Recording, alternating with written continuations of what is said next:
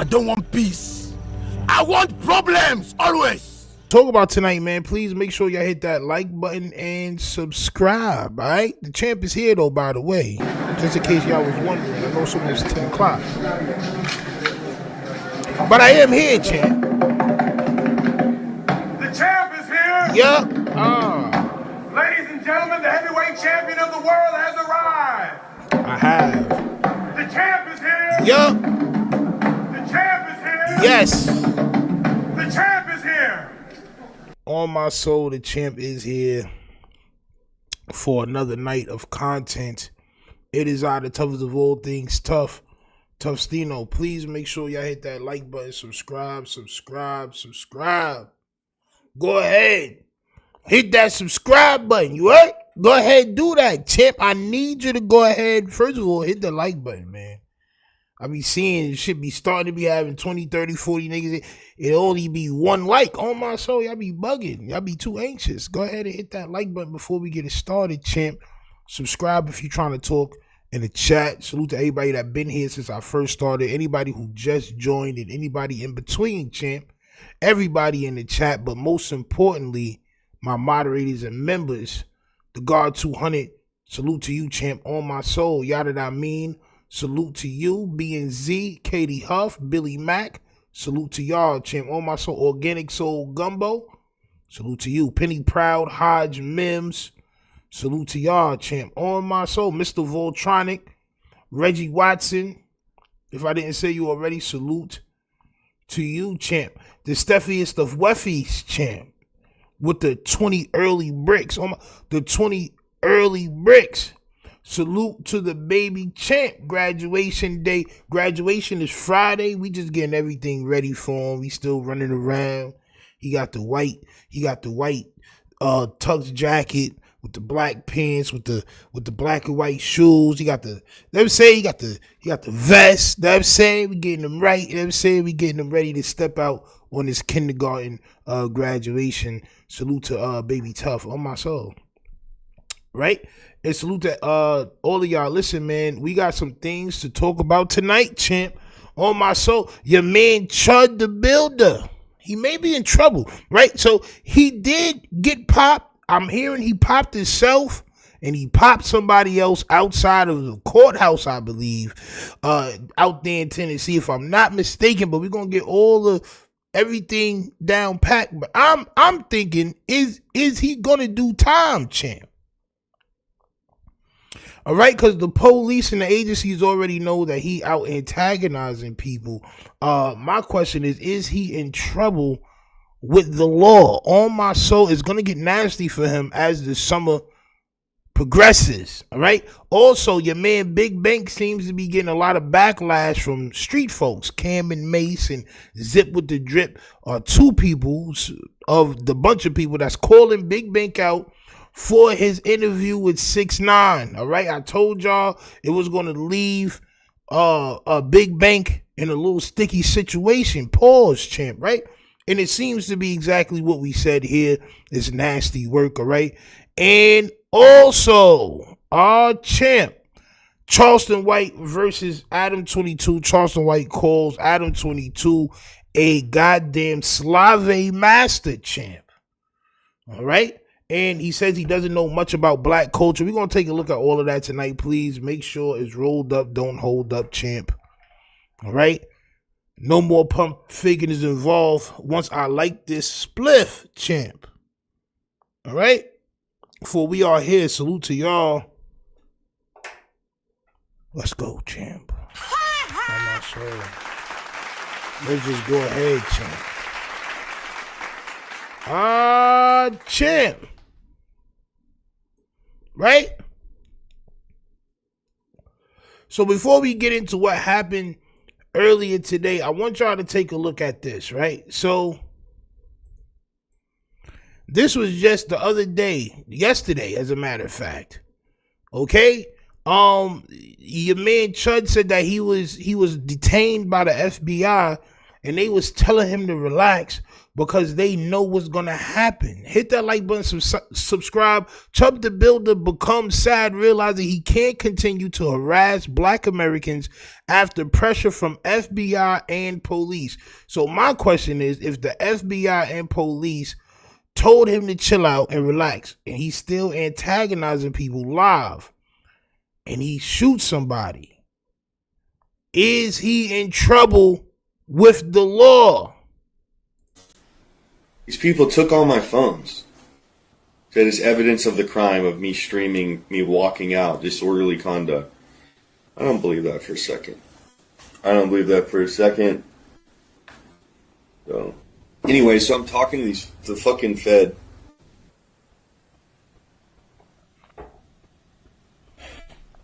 And it basically got to the point. First of all, if you walk out on a bill at a diner, champ, the feds is not about to come detain you. I just want to let you know, bro. They already had you under surveillance. They're following you. All right? On my soul. They're following you. They may be on your side, but they're definitely following you, champ. On my soul. Where they were like conceding in a way. Like, listen.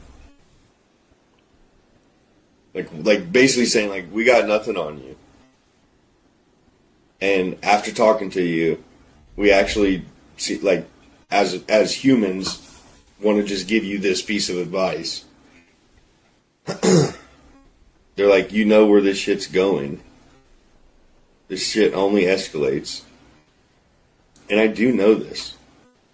I just have profound faith in the Lord that things might not go the worst way. Nah, you think you know. See, y'all little young dudes, man. I don't know how old son is, but he's of the new generation. You know what I'm saying? He's of this generation of clout. That's what we got.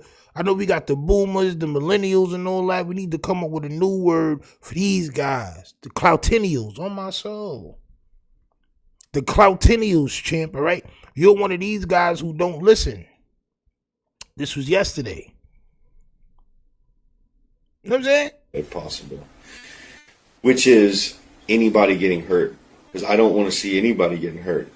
And they basically said, yeah, regardless on which way it goes, whether you get killed or you have to defend yourself and you end up killing someone, there will be massive riots. And these guys are basically in charge of preventing these massive riots. Or maybe they're in charge of manufacturing them. I really don't know. The guy seemed like he was a pretty decent person. I still want to have faith in the fucking judicial system and the police and these federal agencies. I genuinely want to have faith in them.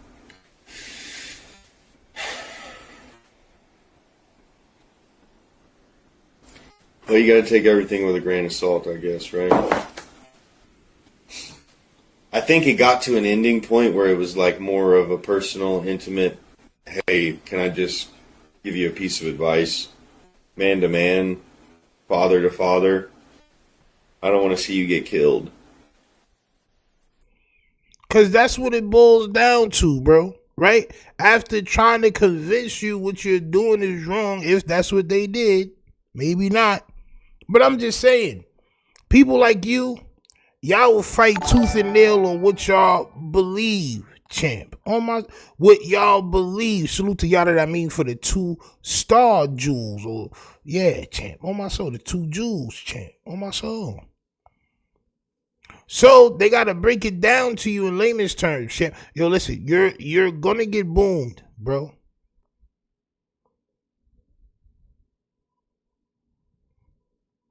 You are gonna get boomed. That's all the small talk, champ, right? You're gonna get boomed. This was yesterday. And regardless on whether I have to defend myself in a life or death situation, the ramifications of that, even if I'm exonerated in trial for something like that, Look, bro, they always be worried about the loopholes, bro. What you're doing is wrong, but there's a loophole where it's right. You got the freedom of speech and all that, because there's nothing saying freedom of speech, but you can't bother people intentionally.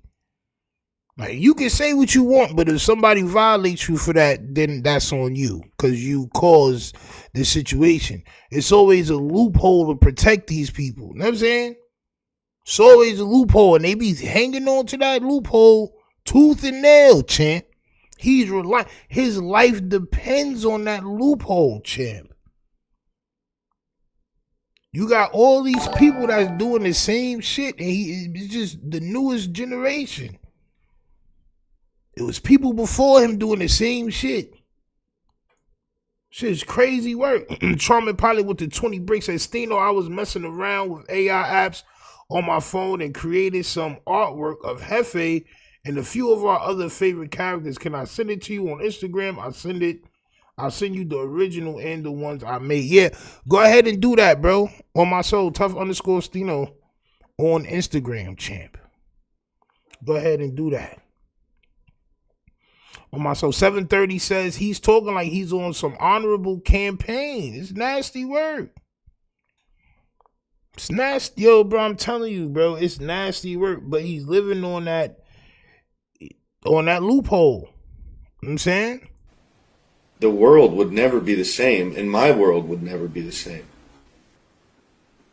In not a good way, not a way that I'm looking forward to. I do not want nothing like that to happen. I don't want any of that to happen, bro. It's genuinely my last desire. So, one thing's for sure, two things for certain, right? Your world is never going to be the same. The world is going to be the same with or without you here. I just want to let you know that, bro. There's been people that's come and gone, bro. Like, you know what I'm saying? The world's still the same, bro.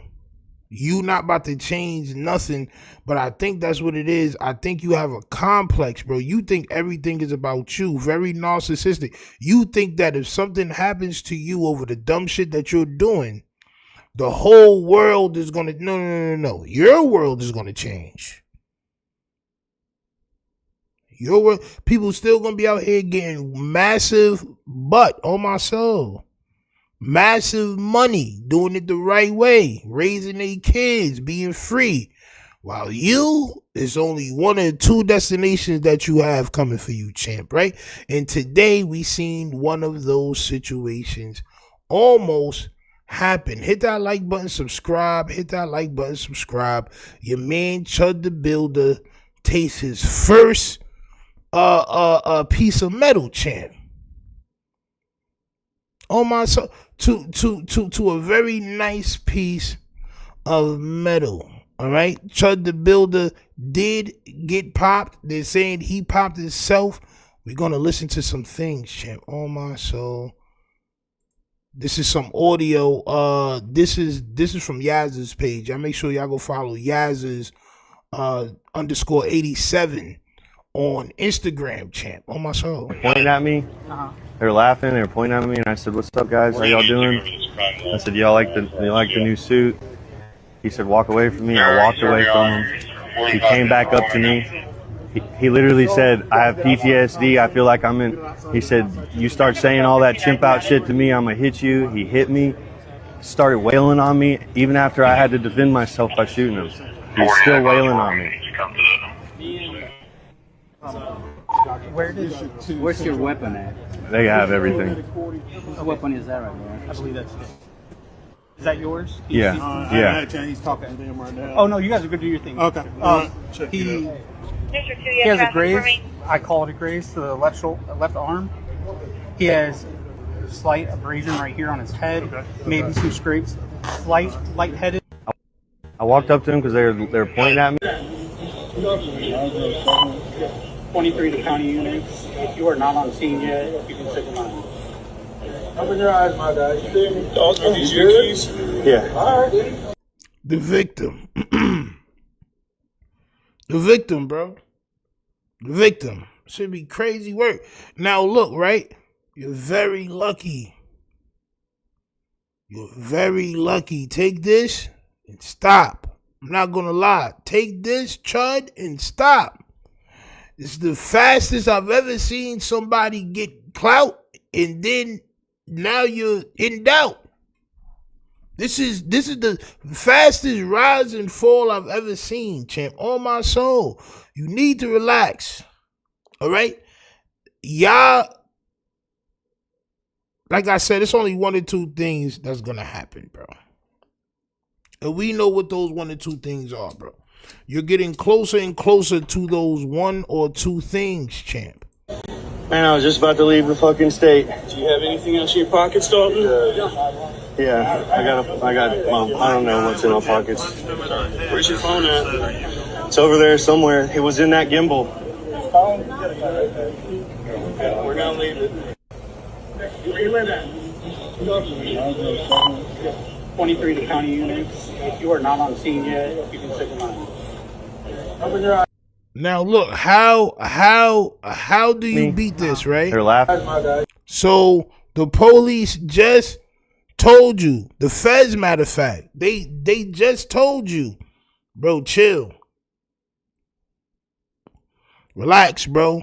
You're gonna cause a situation that we're not gonna be able to stop, and you still going, right? Then the tweet. Are these your keys? Yeah. All right.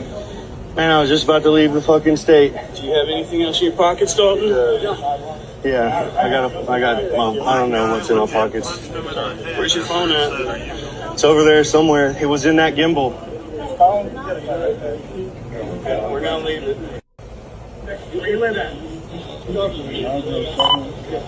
On him? Look at his arm, his left arm. Yeah, he got it in the arm. This is wrong that I'm recording this.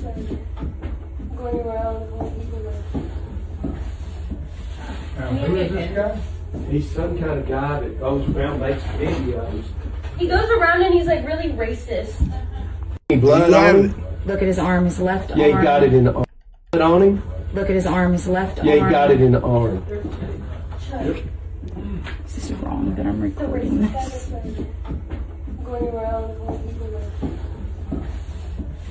Who is this guy? He's some kind of guy that goes around, makes videos. He goes around and he's like really racist. Yes, he is very, very racist, all right? This here, man known for racially derogatory live streams taken into custody after a shooting in Tennessee. I want to read a little bit of this because it says he was taken into custody, champ. All right? Clarksville, Tennessee, a man who goes by Chud the Builder and live streams himself saying racially derogatory statements. Like, everybody knows this. Everybody knows this. And look, right, I'm telling you, if you go around doing this to any other ethnicity, race, whatever you want to call it, bro, it's lights for you. Early.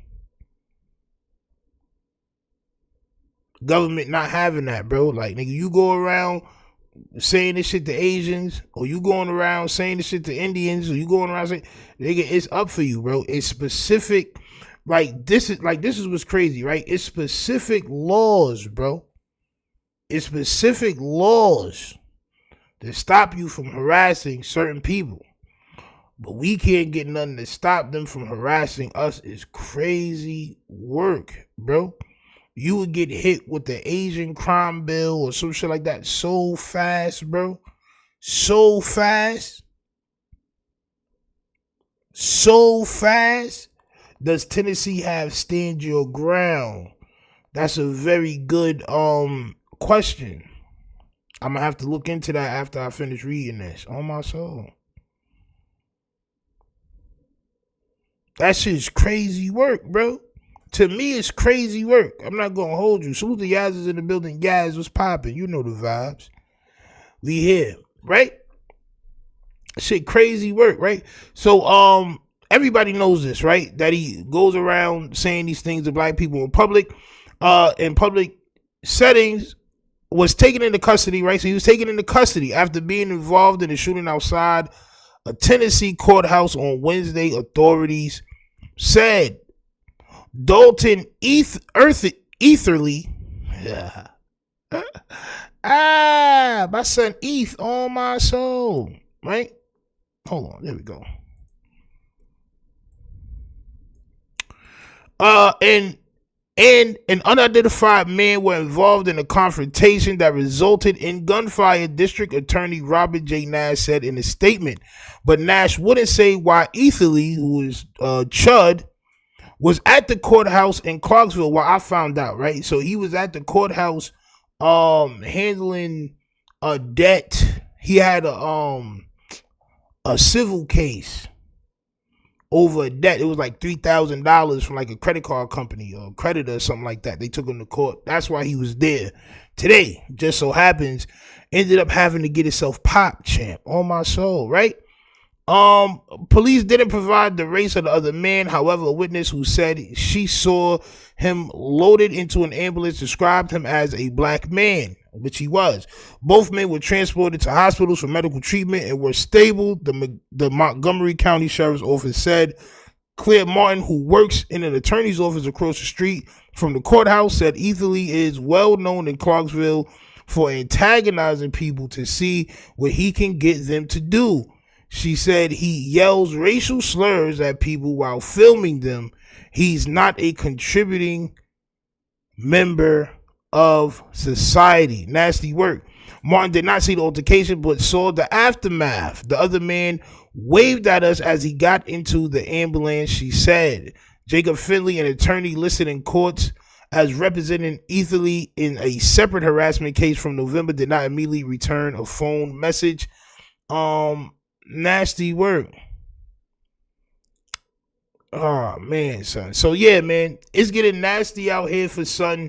It's gonna be a hot summer for Son. Do I think he's gonna last? No. He said he was about to leave the state, but I think whatever state he goes is going to be problems, champ. I'm not gonna lie. It's going to be problems, champ. You can't run amok and walk around harassing people, wilding out, and not think you're going to end up hot. Yeah, he shot it in the arm on him. All right?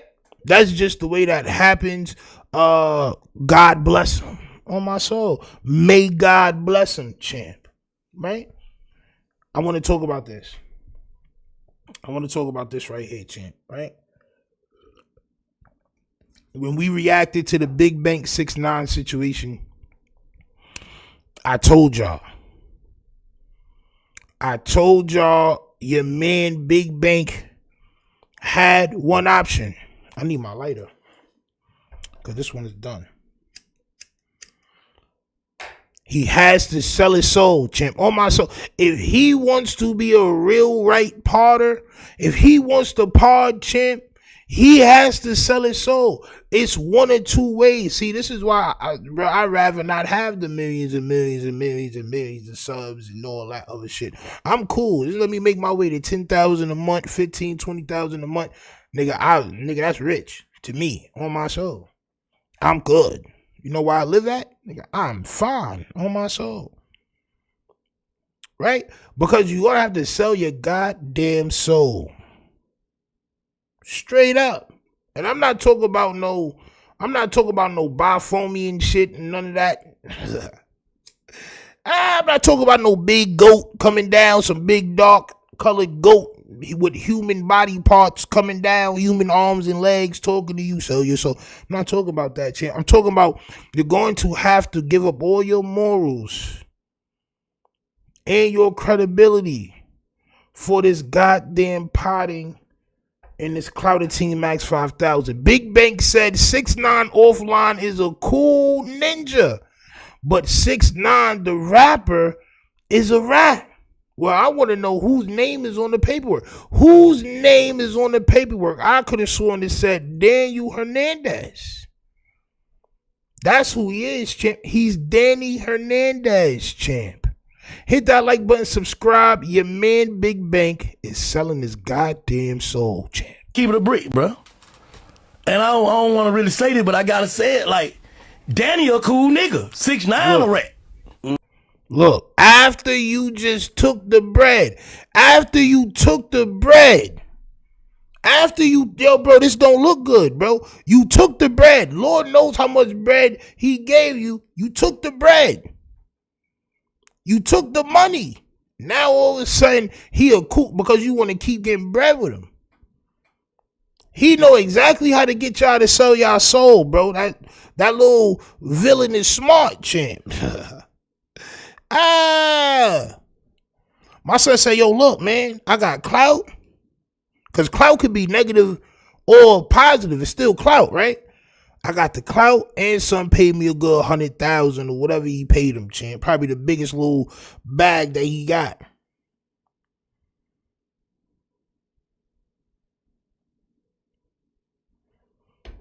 Right? He done sold his goddamn soul, champ. Oh, The character he plays. copy. Nigga, soundbite that and put it out. I don't give a fuck. It is like. So you fuck with Danny, you just don't fuck with 6ix9ine. I can't say I don't know neither one of them. I'm just saying the guy. So what are you talking about, bro? So what are you talking about? Dom said, I heard he got 10Ks. Like, bro, you sold your soul for 10K? Sheesh. I believe you. I believe you. Honestly, this man don't have no type of goddamn morality bone in his body. He don't have none of that. I told y'all he was compromised. He's compromised by, it looks like, whoever does business with him. Danny cool. Bro, what? What? Danny was the dude in the court. Wasn't 6ix9ine. 6ix9ine wasn't in the courtroom. That was Daniel Hernandez, champ. Believe that. How did I met when I got there? There's a difference between the two, is what you're saying. You know what I'm saying? And when the cameras cut on, he turned into somebody else. Yeah. No, that's him. That's probably him too. But because of how you feel about the shit that he talking about. Copy. You know what I'm saying? You know, I'm really trying to tap into some therapist/journalist shit. Yeah. So I'm trying to ask this nigga question. I'm really trying to tap into some therapist/journalist stuff, which you have no skill in any of those. No schooling, no none of that, bro. You was a block boy. Straight up. You was a block boy.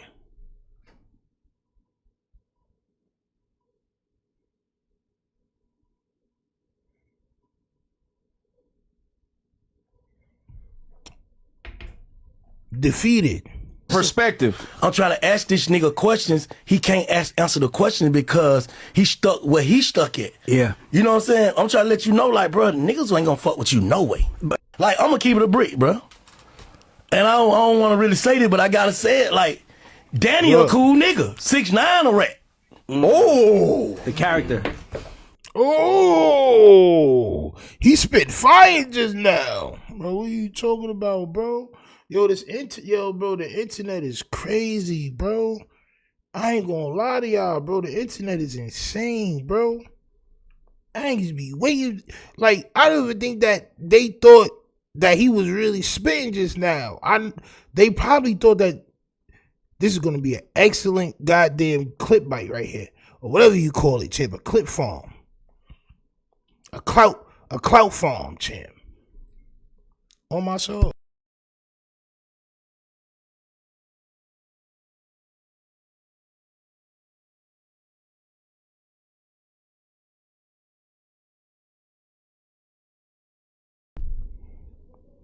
In the trying to find a lighter saga. Oh my soul. Crazy work. The character he plays. Copy.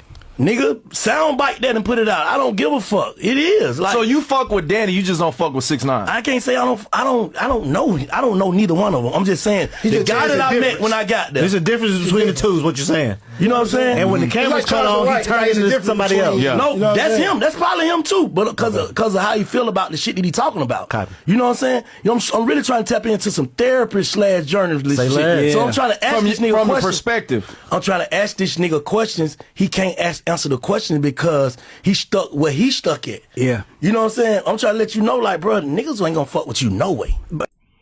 And now a lot of people not gonna mess with you no way. even the people that you was trying to defend, 21 Savage and them, bro, how you think they feel hearing you say all the shit that you just said just now, champ, right? Danny is cool, but 6ix9ine is not. Well, guess what, man? 6ix9ine is the one who got Danny in trouble for Danny to tell.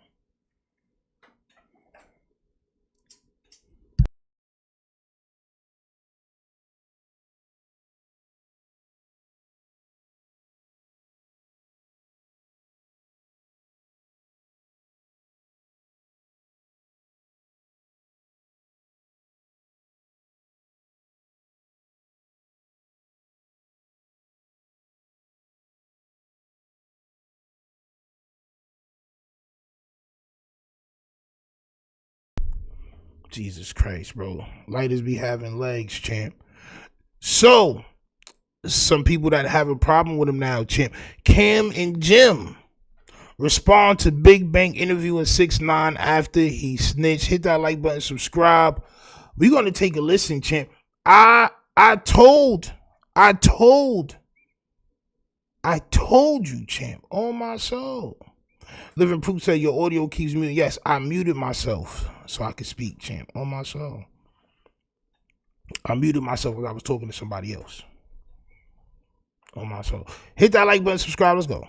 4 months, Big Bank was going back and forth. Have done whatever is in one. See, Ray Daniels had to go to a group interview. Hey, yo, check it out.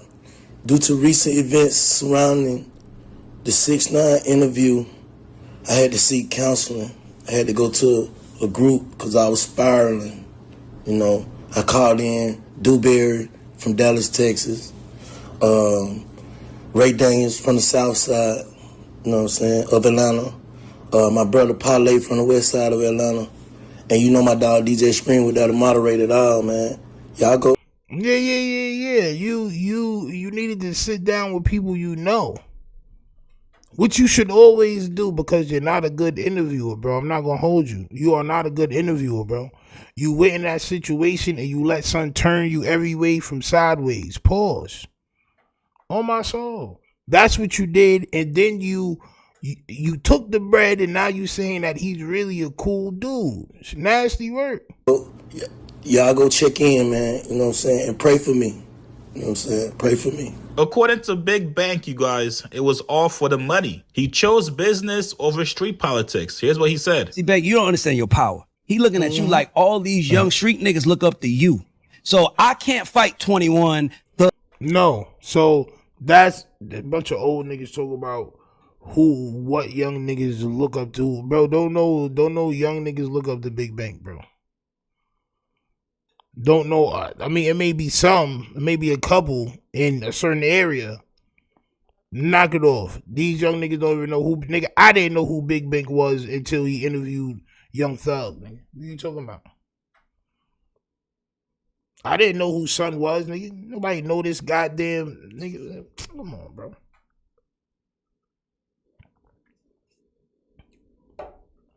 Come on, bro. Nobody knows something like that, bro. Continue though. I can't fight them all, but if I go to the OG and make my case, no. And his perception, his perception is you as OG on some Atlanta shit. Like, no, his 6ix9ine's perspective was you're just an old dude from the streets, and you know these people, but to him you represent a street code. That's all that was. It's him going against a code. More than him going against certain people. This is what y'all got to understand. He is going against the code, the not snitching code. That's the first thing he did. Everything else, the personal shit, came with people speaking on him after he snitched. But he came out wilding on the principal, champ. That's what you got to understand. Big Bank just represented the streets. That's all he represented, champ. Like, I'm going to go to their OG because they got to be their OG. Because they're my partners. I can't convince nobody. Yeah, but go ahead. But you still older than them. They're your partners. We're not talking about the street, Bank. I keep telling you this. Yeah. Bro. You they OG. Like if them call you and you You done beat your demons already. That's what I love about you the most. You fighting your demons. You like, I'm not with that. So I saw it, but my concern was he was going to use you as what he needed to do, which was basically bring you here and say, look. Cause it wasn't about you. He knew for a fact, if I do this to bank, every in Atlanta gonna see this. Well, listen. But that's why that's what we knew. I knew that we were gonna be from it. Because you have to be able to step outside what you do for people to see how really great you are. For you sure. know what I'm saying? Out your comfort zone. Yeah. It was and you took a step outside, and so you wasn't really that great. On my soul. You saw you wasn't really that great. What you was supposed to do, what the streets was looking for you to do, was put belt to ass. And with his side, all the weirdos, right, was looking for him to do the same. He did that, and you conceded. You. I like him now. It's crazy work. So you knew how it was going to end, but you still took the bread. Comfortable, right? Yeah, for sure. At times, probably. The whole time. No, the whole No, time. but get what? I'm gonna keep it real, man. I just said this on Ryder on some G shit. You know what I'm saying? It's still. I'm looking at it when I'm watching it. I'm saying like, damn, Bank, I'm proud of you for even going. For you know what I'm saying? That's like what I'm it saying. took 4 months to get this done or whatever, whatever. Like, you know, that was all cap what I put online when I said, hey, y'all, tag 6ix9ine, whatever. We already been trying to do that for months or whatever. They reached out first. Yeah. You know what I'm saying? So we had to figure this shit out. I'm battling with myself like, hell nah. Hell nah. Hell nah. Nah. You know what I'm saying? Just keeping it a brick. But then I thought about it like, why not? You know what I'm saying? So I put it online. So I'm battling with it. I put it online, see what they say. You know, the usual suspects gonna call. Was you serious? Yeah. Chain gang. Hell yeah. KK calling on. Hell yeah. Do that shit. What? You ain't talking. I agree with you. I just feel like when you have that place is when feeding your family is more important than your pride. Facts. And like you said, you had 4 months. You had 4 months to get your arguments together. You have 4 months to do your research. You have 4 months to make sure that this situation, your biggest situation so far as a podcaster, as an interviewer, your biggest interview so far, you were supposed to knock this joint out the park, and you didn't. You was lazy. You thought you was just gonna go in there and spit some shit you already know, and that was gonna work. It didn't work. It didn't work, champ. On my soul, you look terrible. when you get to that place like me, dog, like I got pride like a motherfucker. I'll go DoorDash to feed my kids with no problem. So if I'm gonna go DoorDash to feed my kids, I'll do an interview. Exactly. I do an interview that I don't want to do because because that's what life is. Like, you don't think every great Michael Jordan, Michael Jackson, anybody we look up to, they all dealt with shit they didn't want to. And that's what made them great. I thought about this too, like what you just said. That shit crazy, bro. Nigga risked his life to feed his kid. So you won't do an interview to feed your kid? You won't sell a chain to feed your kids? You won't sell one of them diamond studs you got in your ear to feed your kids? You won't sell one of your cars? It's just other things that I'd rather do. I'm not gonna lie. It's just other things that, like, they're investments anyway. If you that down bad and you can't feed your kids, these rich niggas talk about can't feed their kids. I don't like none of them. I don't like none of them. I don't want to be around them. I don't like none of them, champ. I promise you I don't. Because y'all be trying to bring a struggle in that y'all haven't faced in 30, 40 years. You don't know what it's like no more to have to worry about how you gonna feed your kids.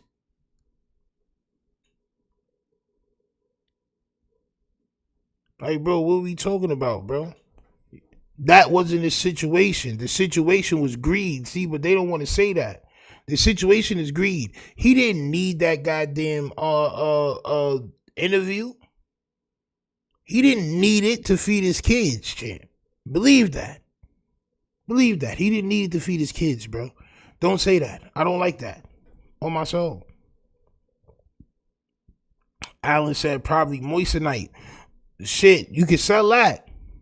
It don't take much to feed kids nowadays, champ. On my soul. couple of hundred, 100 something, bro, he be all right. He be all right. Better go to the meat market, pause, champ. On my soul, you better go to the meat market and pull a grill out. Nigga, you be all right for a couple of days. On my soul, you be just fine, champ. Straight. I've done it. I've done it. On my soul. Crazy work. Yeah. Like, keep it a brick. Nigga, we done risked our life. Freedom. 30 years ago. I'm talking about to sell somebody something for $10. It makes sense 30 now. years ago. Like, you finna get $10. You finna stand out here all day. Your whole network is $88. And that wasn't out of necessity because you could have got a job at McDonald's. Like, let's just be real. You know what I'm saying? Like, bro, you could have got a job at McDonald's. Bro, you could have got a job somewhere where you didn't want to go. At the end of the day, it was stupid. I was stupid. There's a whole bunch of stupid people like us, champ. Just say you were stupid. You say you had to do nothing. You ain't have to do nothing. You did it because you was lazy and dumb and you wanted to get fast money. That's just the bottom line. You could have worked at the mall. You could have worked at AutoZone. You could have worked somewhere, champ. On my soul, man. Straight up, yeah. Start picking up phones, champ. And your life is at risk for this $88. And a nigga ain't finna do an interview that gonna potentially make you million. But you gotta realize something. You a businessman. See, we started talking street shit and we talking business. When you become a businessman, you gotta understand, you gotta brush shoulders with certain people that you really wouldn't brush shoulders with. Because it's business now. Because it's business, right? Facts. Okay, in the streets, we play a different ball game. That's what I'm saying, exactly. I don't fuck with you. Facts. So we gotta break down what we talking. We talking street or we talking business? We talking right now, us. We can't right speak now. to... We talking morality. We talking morality. Like, bro, they so half-assed and they trying to give... and this isn't Cam, and I don't know why he got these pictures there. This is Ray Daniels and somebody else talking to Big Bang. This is not Cam and Jim Jones. I don't know why Chiggs got the pictures like that. You know what I'm saying? But they're trying to make excuses and they're telling half-truths. This is business and da-da-da. No, that's an excuse to sell your soul. That's all that is, because you could do business.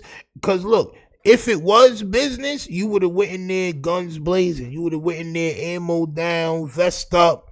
You would have went in there ready to be the best you that you could be. But you didn't. So it wasn't just business. It was another lazy attempt for clout, champ. That's what it was. Just tell it like it is, bro. Straight up. It was a lazy attempt for clout, bro. It was a clout chase. You saw, damn, I could get 1 million views, bro. I could get some bread off this. He about to pay me and all that. Like, I'm going to get clouted up. It wasn't about no goddamn business. Come on, champ. Nasty work. It's business. It's you know this. It's the hat. Business. It's the hat you see yourself in. Now nobody would have an issue with this if you didn't call out Gucci Mane for doing the same thing. When the news came out that Gucci Mane told on Pooh Shiesty and he chose business over street politics, you called him out, Big Bang. You said Gucci Mane should have just taken the L on that. Never did that song. I would have never did. Bro, let's take. I believe to choose when you're accountable is a street rat for some cheese. How that make you feel? That's what people are starting to ask. Right. And also spoke on it on their show. Can you be? All right, so Jim Jones says he did say something. He said these so-called real dudes will do an interview with a rat for some cheese. How that make you feel? Real N-word on my soul. That is definitely facts. I'm not gonna lie though, Jim. I'm not gonna lie. If I could find this picture, because you know what I'm saying, like, I'm not on Big Bank's side.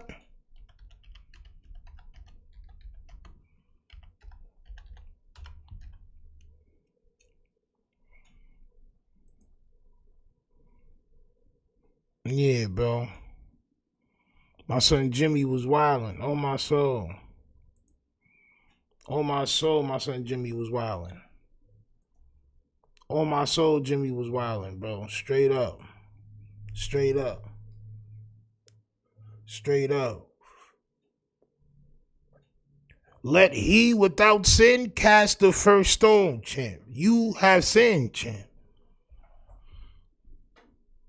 You had a goddamn see-through lavender lilac shirt on, champ. Modeling with the head to the side, walking down the aisle, makeup on, looking ready for battle, champ. Huh? Right? But what you said is true, bro. He did wild. And like I said, even if you do want to take the interview, make sure that you're going to win, because it's going to be an argument. Don't think it's going to be a kumbaya. It's going to be an argument, especially with 6ix9ine and if you're from the streets. Right?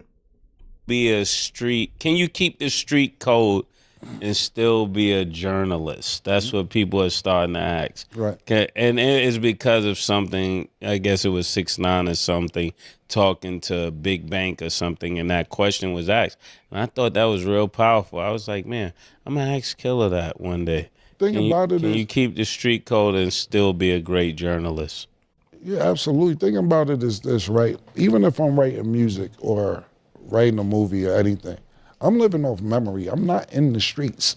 Yeah. Like, I haven't been in the streets in years. You know what I'm saying? Like, so when you're sitting there saying a street code, it's certain things that I still live by that I wouldn't do. As far as, the reason, like you said, 6ix9ine or whoever, is because I think also, right, what happens is this, and I'm not speaking about anybody specifically, you got podcasters who's gang members, and that shit never goes away. Yeah. So when you're a podcaster and you're a gang member, it's like, yo, you tripping, fool. Get the door. Yeah, exactly.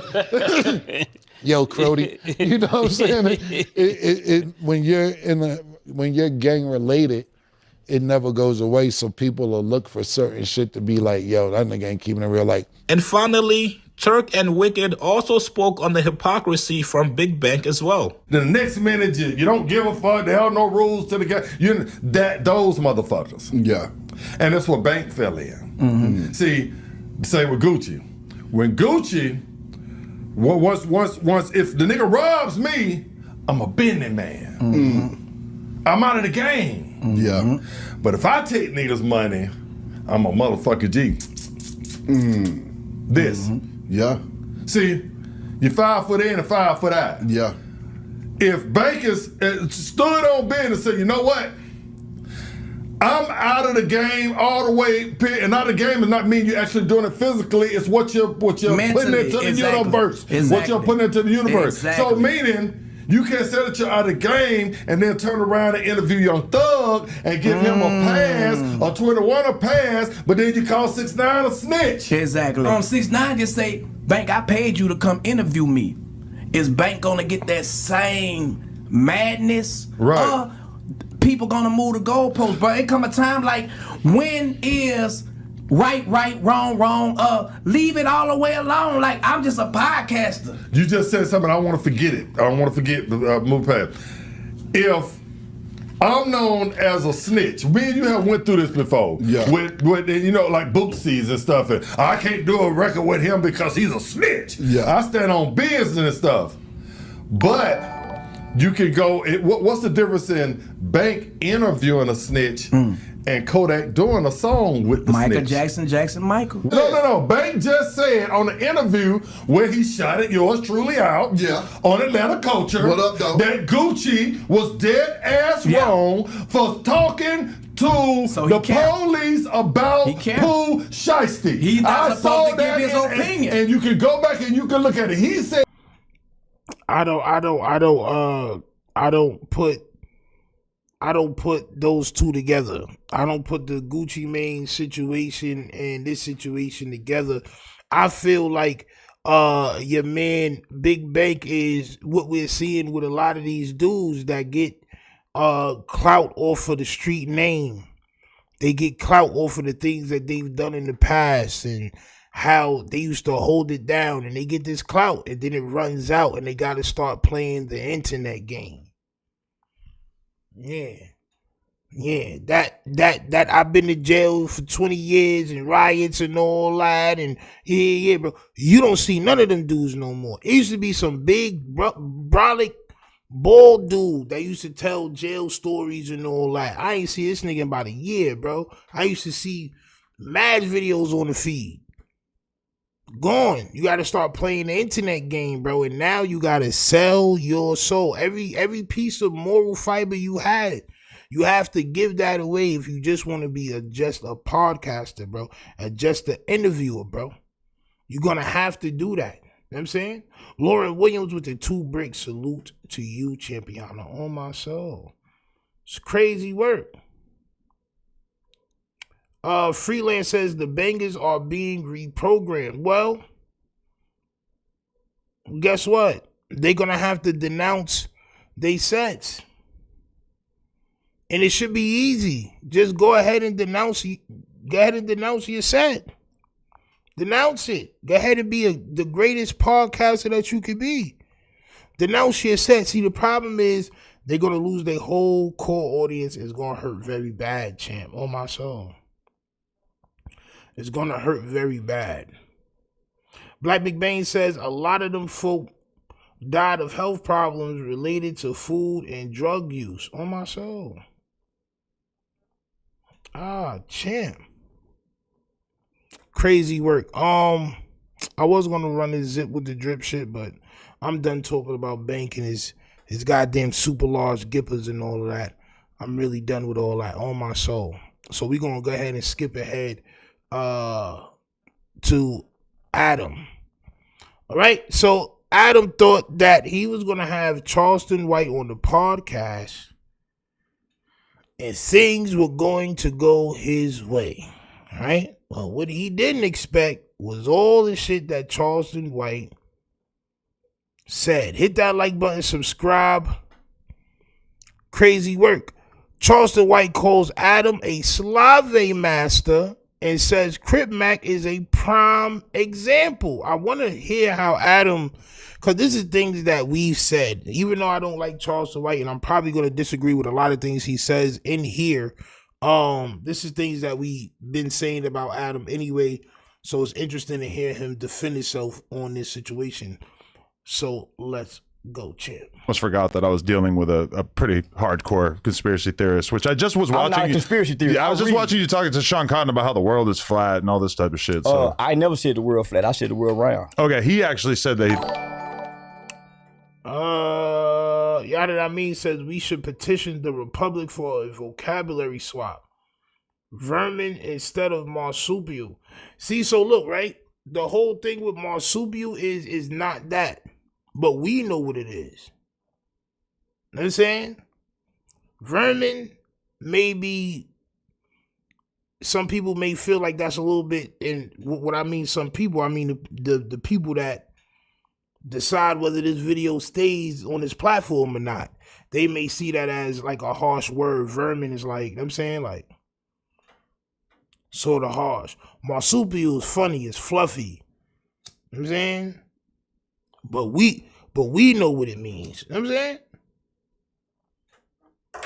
Straight up.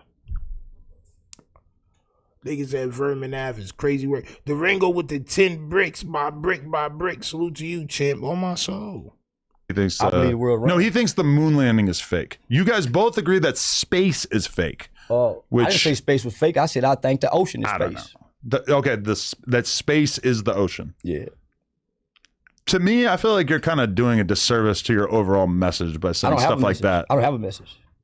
I don't have a message. Well, you do whether you want to or I've never had a message. My message was...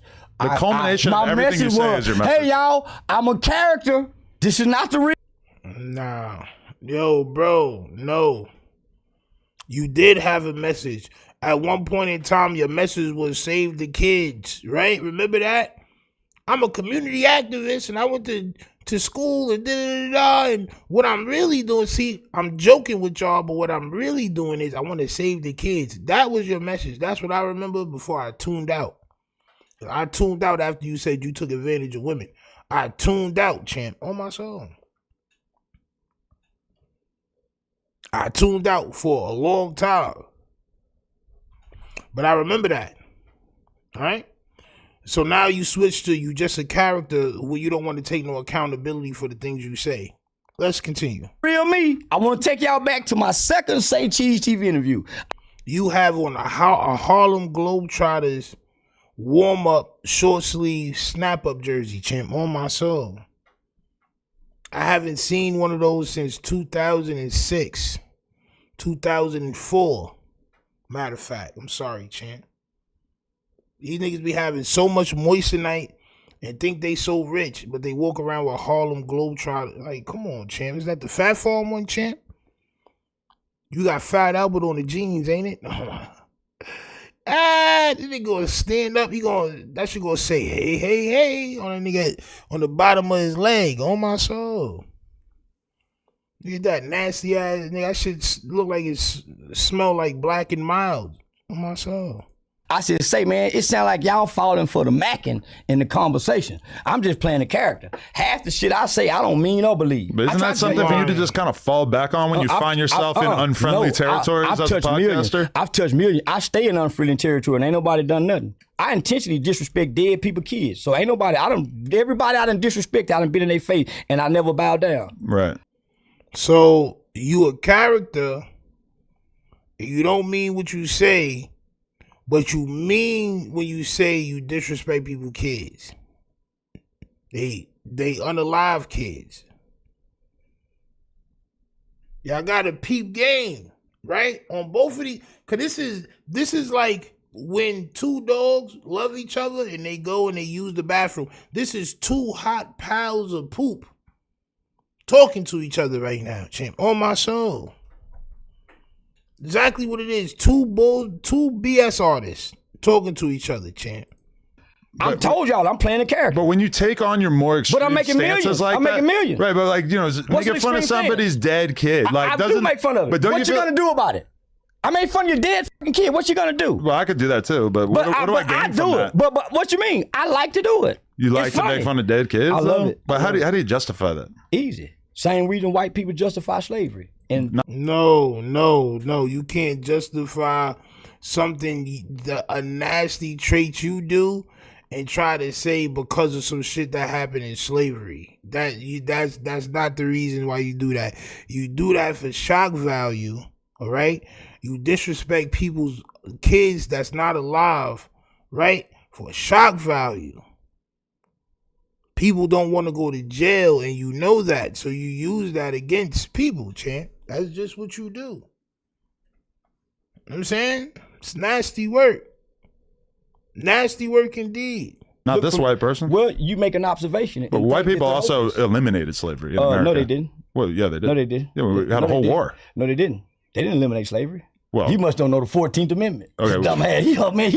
You didn't pay attention. Slavery was a thing, and then slavery stopped being a thing, and the X factor in between that was a war in America. No, it wasn't. That was over states' rights. That wasn't over slavery. Right, states' rights to have slaves. No. It wasn't over states' rights. That was over the states saying the federal government can't tell us anything. Had nothing to do with slaves. Right, but slavery was kind of the biggest issue in that regard. No, it didn't. Yeah, bro, it did have something to do with slaves and all that, bro. Like both of y'all is right. Charleston White be definitely trying to run his own narrative, though. I'm not gonna lie. Like this nigga right here be trying to run his own narrative like he the smartest nigga in the world, bro. Like this nigga is crazy, bro. Yo, Charleston cooked at his part. He's gonna say half truths. And Adam probably doesn't know what the hell he's talking about because he's never looked at anything, champ. On my soul. He's never looked at anything, champ. It had nothing to do with slavery. It had states' rights. The same thing we're fighting over now. The federal government can't infringe upon no states' rights. Had nothing to do with slavery. Why? Because slavery was never abolished, except you've been duly convicted of a crime. Maybe you should read the 14th Amendment. You really want me to do this? I'm asking you to. Was slavery abolished? Slavery was abolished, except you've been duly convicted of a crime. Yes, chattel slavery was legally abolished in most countries over the 19th and 20th centuries. I didn't even narrow it down to the U.S. He said most countries. American slavery, the 14th Amendment abolished slavery except what? You've been duly convicted of a crime. It was abolished through the 13th Amendment. Duly convicted of a crime. Go to the 14th. Right, but I don't think that the fact that we have prisons necessarily takes away from the fact that we abolish slavery, right? I mean, prisons offer a different role in society, and every country has prisons. So why do they have private prisons? Yeah, oh God, bro. These niggas is both. Yo, Jesus Christ, bro.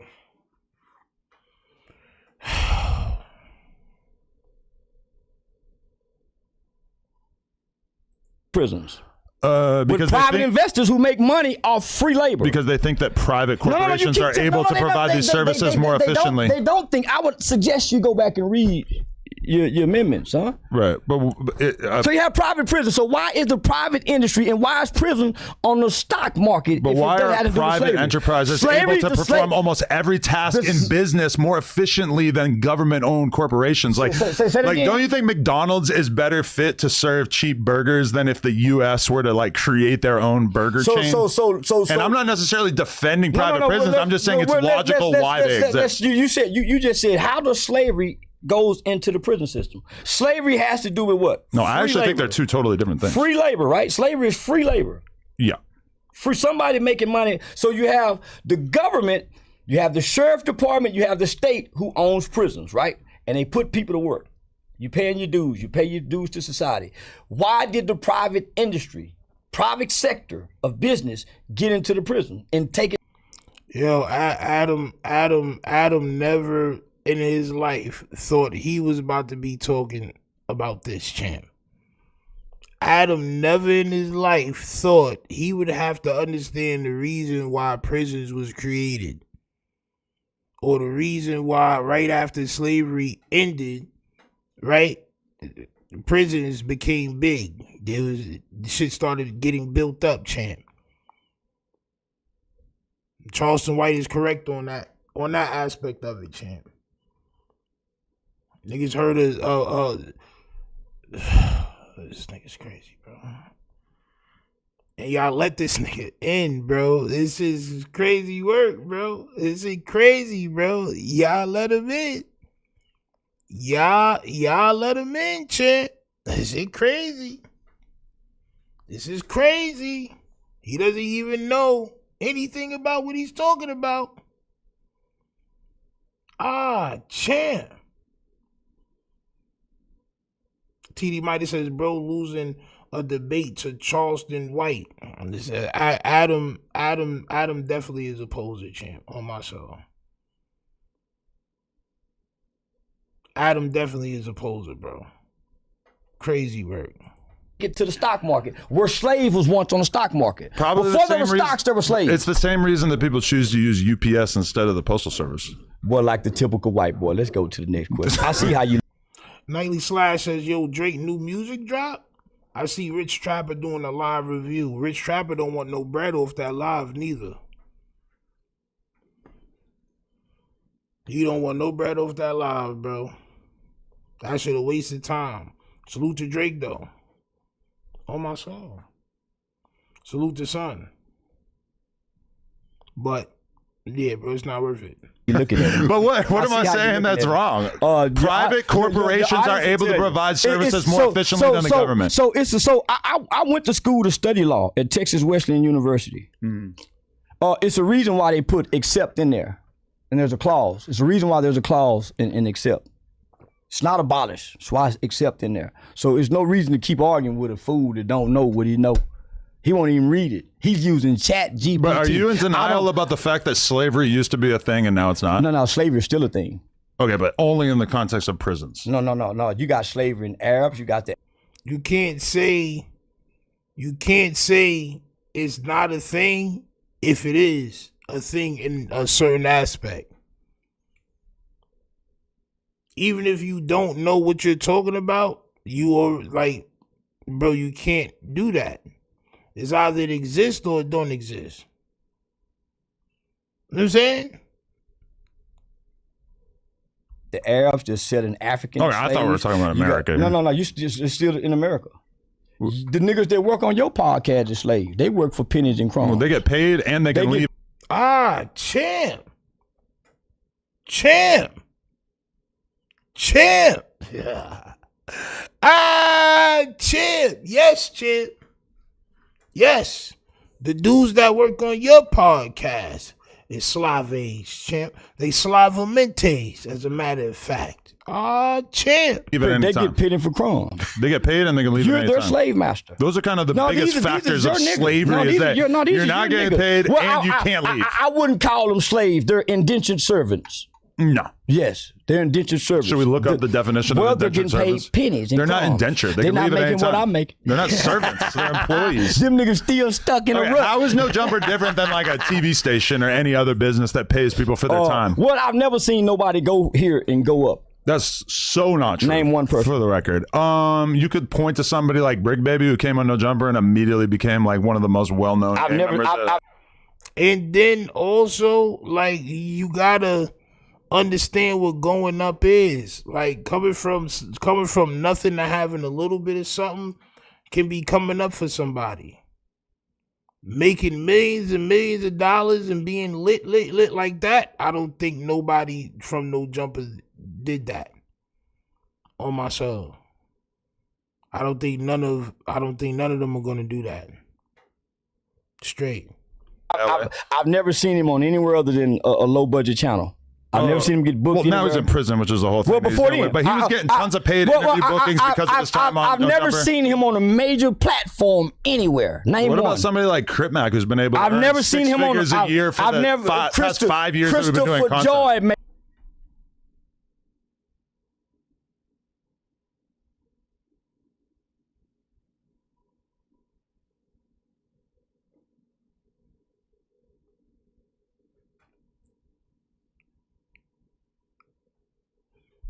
Nah. Hell no. Six Mac has been able to make 6 figures a year for the last 5 years. How? He didn't even run his page. What you mean? How? 6 figures over what?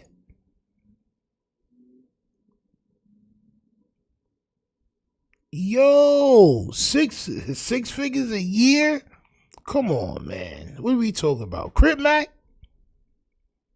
Come on, bro. Made 6 figures out Crip Mac. Crip Mac is dumb and stupid. Okay, You got if his Crip Mac merchandise. signed a bad deal, then it is what it is. So let me just say it. So show me where Crip Mac have left No Jumper and springboarded. Yeah, he springboarded the Drewski and came right back down to here. And Channel 5 is Where on in big Channel platforms 5? like that. Where at Channel 5? Channel 5. Here in they LA? Travel all over the U.S. I hadn't seen him travel nowhere. When I look at his page and his social media page, I don't see He's no legally evidence. not really allowed to travel. I don't see no evidence where he's been anywhere. And Well, he he was, can't, listen, legally. and at one point in time, he was a just locked up for 2 major years, too. figure. Before he was locked up, he was a major figure. He still is. He should have had voice off. Man, nah, y'all. He came out and did 1 million views on his first interview. But did 1 million views and got what out of it? I do 1 million views daily. Granted, you have. I do 50 you million have a shown month. an ability to have a sustained. I do 50 impact in million that a month regard. just on one platform. On TikTok, I'm 4 billion. He should be like that too, but he can't sell himself. He needs somebody else to market. Well, I'm him. assuming you would agree that Crip Mac maybe doesn't have the depth that you have, right? Yeah, he is slow.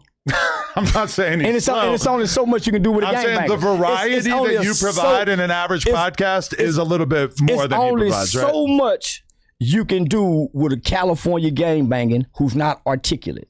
It's only so much you can do with it. I think he is pretty articulate He's in not. his own way. He won't because he mispronounced. And I'm not gonna hold you. That's all Adam deal with. If you are articulate gangbanger, you're not gonna be there for too long. This is just facts. You're not gonna be there for too long, bro.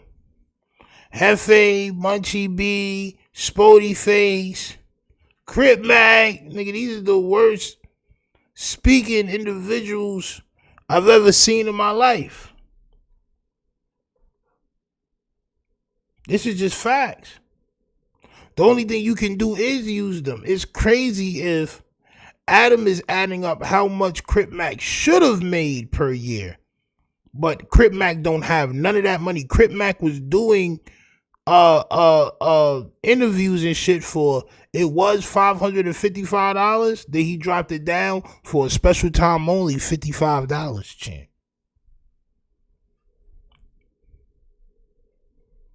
Yeah, champ. Nasty work. Man, I say words. He stick with 5-5. So you can't. It's hard to sell that to it's hard to go major with that. Well, you both probably would fall into the category. No, it's not. That 5-5 shit and all that is very catchy. Snoop Dogg soul be in the Crip. Like, I'm telling you, it's more people that don't know Crip Mac's name, but they know 5-5 Crip. Gangbanging is marketable now. Very marketable. White people love it. They don't love to be next to you, but they love it. On my soul. Everybody love it. That shit is hip. You know what I'm saying? So even the people who don't like gangbangers, they know 5-5 Crip. I didn't ask people, yo, you know who Crip Mac is? Who? 5-5 Crip. Oh, him. Like, trying to tell you, bro. That nigga could be marketed, bro. As a matter of fact, he may be able to be more marketable than Charleston White.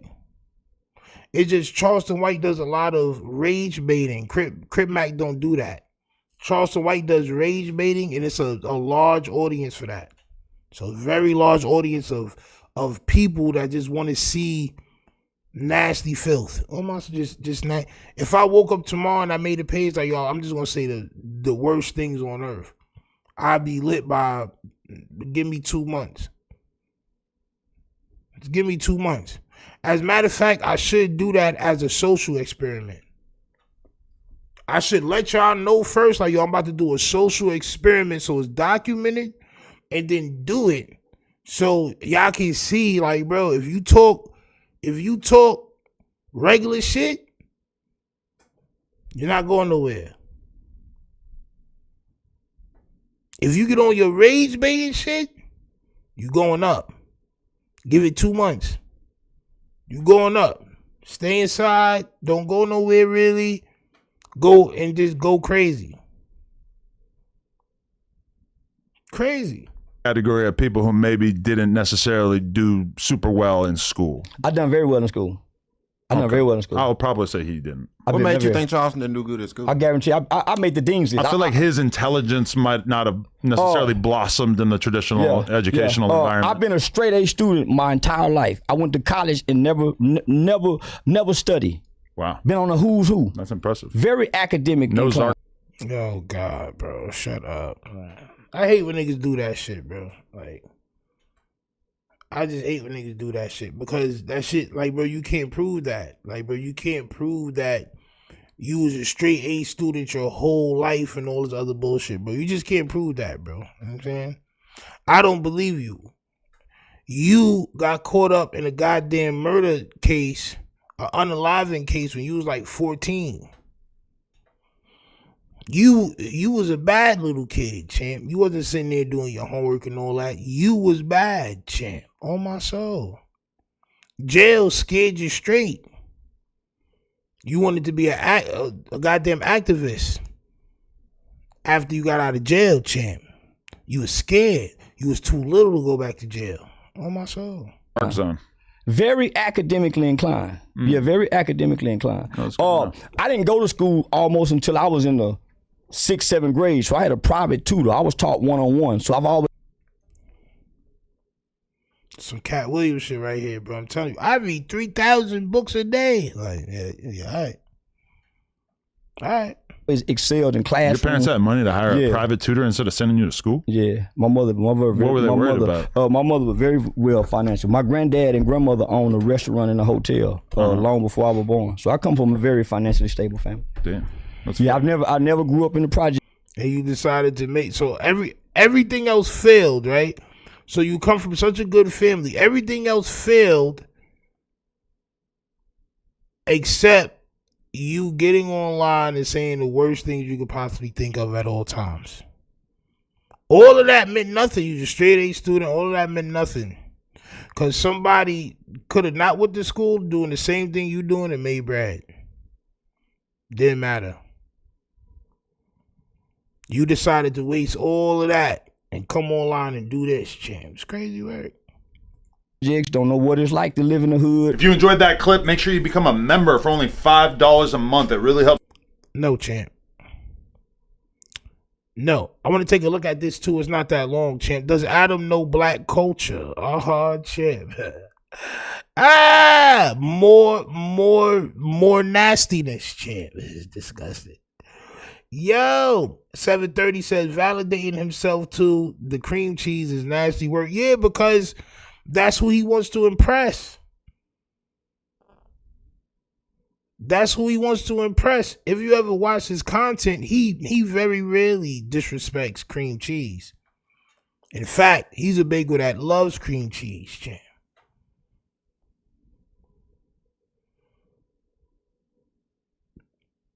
On my soul. In an era where we heard about get the man, attack the man, fall and slip in the man stove, play on the man. The gangbanging shit didn't come to 89, 90. By that time, we already got a foundation. Right. So gangbanging is not in our hearts. That's why it's easy for us to quit after so long. But isn't gangbanging just a response to being in extremely dangerous conditions in which you need to group up with other people in order to do battle with other groups of people? Then why didn't the slaves gangbang? Probably just wasn't really available to them as an option, right? They were slaves. Well, based off what you just said. Oh, God, bro. This nigga talk about the slaves gangbanging shit. Yo, it's crazy. Yo, bro. They had slave militias and all that. Yo, listen, gangs come from the underworld, bro. That's where gangs come from. It comes from the underworld, bro. That's where it comes from, bro. All right? That's where it started from. There will always be organized crime. That's just what it is. Why does it have to do with us? It's crazy. Nigga, what you think Nat Turner was in, nigga? That nigga was Big Blood. Oh my. Yo, this nigga Charleston White love talking about slaves, bro. Oh my soul. Black Big Bang says gangs come from supply and demand, period. All right, I can get with that. No Loud Talk says facts, Dino. I've been said slaves had gangs and underworld. Bro, come on, bro. Come on, bro. That's where all this shit come from, bro. It come from the underworld, bro. You know what I'm saying? That's just what it is. There was always a streets. There's always that, bro. You know what I'm saying? Harriet Tubman was a big gang leader. She was probably Crip. On my soul, I can see Harriet banging, champ. On my soul. Oh my God, bro. Don't you need other people to group up with other people to fight other people? So once we became free in the there were slave rebellions, right? No, it was very few. Yeah, but because they're oppressed, they have no weapons, they have no money. So once we got free and got weapons, why didn't we group up in gangs then? We did. We did, bro. Who you think was running Hooch? Who you think was running Hooch with the shotguns and all that? Nigga, it wasn't just the cream cheese. Nigga, what you mean? Yo, this nigga Charleston White act like crime and organized crime and gangs started from the 80s and 90s, bro. This nigga's bugging. He's wilding, bro. 730 says why he minimizing gangs to Bloods and Crips, because he's trying to prove a point. He got his narrative and he's in LA. He know what to say to get the biggest reaction to wherever he at. You know what I'm saying? Bumpy Johnson and all those guys. Word. Like, bro, what is he talking about? Listen, man, don't either one of these niggas know what they talk about, bro. Straight up. I mean, they were probably more focused on assimilating into the culture that they had just gained their freedom from. No, they never assimilated. They couldn't. Well, they probably thought that it was more accessible than it ended up being. They never thought that. My grandmother's 80 years old. She never told me they thought that. She's still alive. My pops is almost 8. They never thought that. But your grandmother's so your grandmother's 80 and your pops is 80 as well? That sounded crazy. But what did Adam say? So once we became free in the 19th... There were slave rebellions, right? No, it was very few. Yeah, but because they're oppressed, they have no weapons, they have no money. So once we got free and got weapons... This nigga said out of the 200 years of active slavery, or 300, or however long it was, there was very few slave rebellions. Bro, you lying. You lying, bro. You lying. Why didn't we group up in gangs then? I mean, they were probably more focused on assimilating into the culture that they had just gained their freedom from. No, they never assimilated. They couldn't. Well, they probably thought that it was more accessible than it ended up being. They never thought that. My grandmother's 80 years old. She never told me they thought that. Your grandmother's a goddamn liar because we actually did try to assimilate to, having our own shit. These counties just was burnt down, champ. Massacres. There was over 30 massacres all across the lands, champ. Over 30 massacres of black towns, champ. So we actually did try to do that, but even then, I believe even in Tulsa, Oklahoma, there was an underworld. There's always an underworld. There's always gonna be people that's gonna be on the underworld, bro. That's it, bro. What you think people just homeless and just not doing nothing and just no niggas gonna be an underworld, bro. You talk about? It's gonna be niggas selling drugs. It's gonna be niggas robbing niggas. It's gonna be niggas trying to rob the bank. It's gonna be niggas like that's just what it is. I don't understand, bro. His grandmother told him what people never thought, bro. His grandmother is a moron. How is his grandmother younger than my grandmother? It's crazy. That she's still alive. My pops is almost 8. They never thought that. But why did your grandparents not group up and go to war? Because it's never been about getting in the gang. It's about building your family. But when we say gangs, we think about gangs fighting against each other, not like fighting against the people that are controlling them. Sure we do. When I think of gangs in New York, those people fought against each other. Those were white people, Italians, Irish. They wasn't black. And they were way more dangerous and violent than these today's gangs. Don't you think about that? So much of that is because it's like we accept the structures within our. He just said, he's not even listening to what Adam is saying. Adam just said, when I think about gangs, right? I think about gangs fighting each other, not fighting against the government or whatever. This nigga said, sure we do. The gangs in New York, Irish and Italians and all that, they was fighting against each other. That's what he just said. That's what he just said, bro. We think about gangs fighting against each other, not like fighting against the people. Because it's never been about getting in the gang. He's it's not about even building listening. your family. Bro, right? And this is why you can't champion Charleston White, amongst other reasons. He's not even listening. He has his own talking point. He's just waiting for you to stop so he can go. That's it. That's it, bro. My son wilding out, bro. Straight up. You heard what Adam just said, right? But when we say gangs, we think about gangs fighting against each other, not like fighting against the people that are controlling them. Sure we do. When I think of gangs in New York, those people fought against each other. Those were white people, Italians, Irish. They wasn't black. And they were way more dangerous and violent than these today's gangs. Don't you think about that? So much of that is because it's like we accept the structures within our societies, and most of us don't really feel as if we have the power to control the society we live in. Black people do not accept the structures of society. That's why we go to jail for committing financial crimes. That's why when we go to school, we don't pay attention in class. Right. That's why we go to ISS. That's why we get kicked off the football team, because we don't fit into the structure. We have way more power. That's why we sell dope when the white men say we can't sell dope. That's why we. Bro, do you know a lot of us do fit into society, bro? Like, what are you trying to say, Charleston? Like, bro, you trying to, I don't know, but this shit just sound weird, bro. Like, what are you talking about, bro? If we all get kicked off the football team, how is 99% of the NFL black niggas?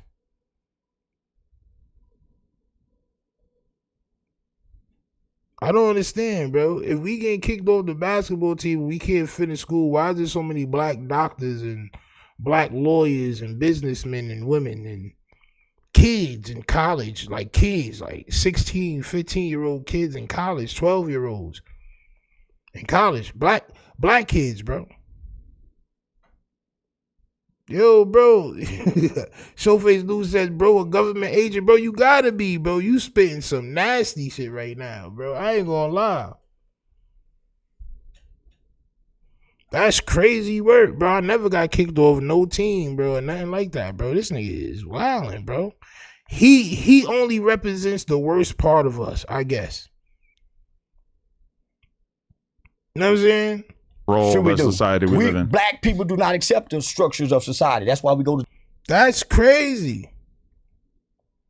We accept, we try to change, we try to fit in, we try to make it our own way, and some of us do take the under route.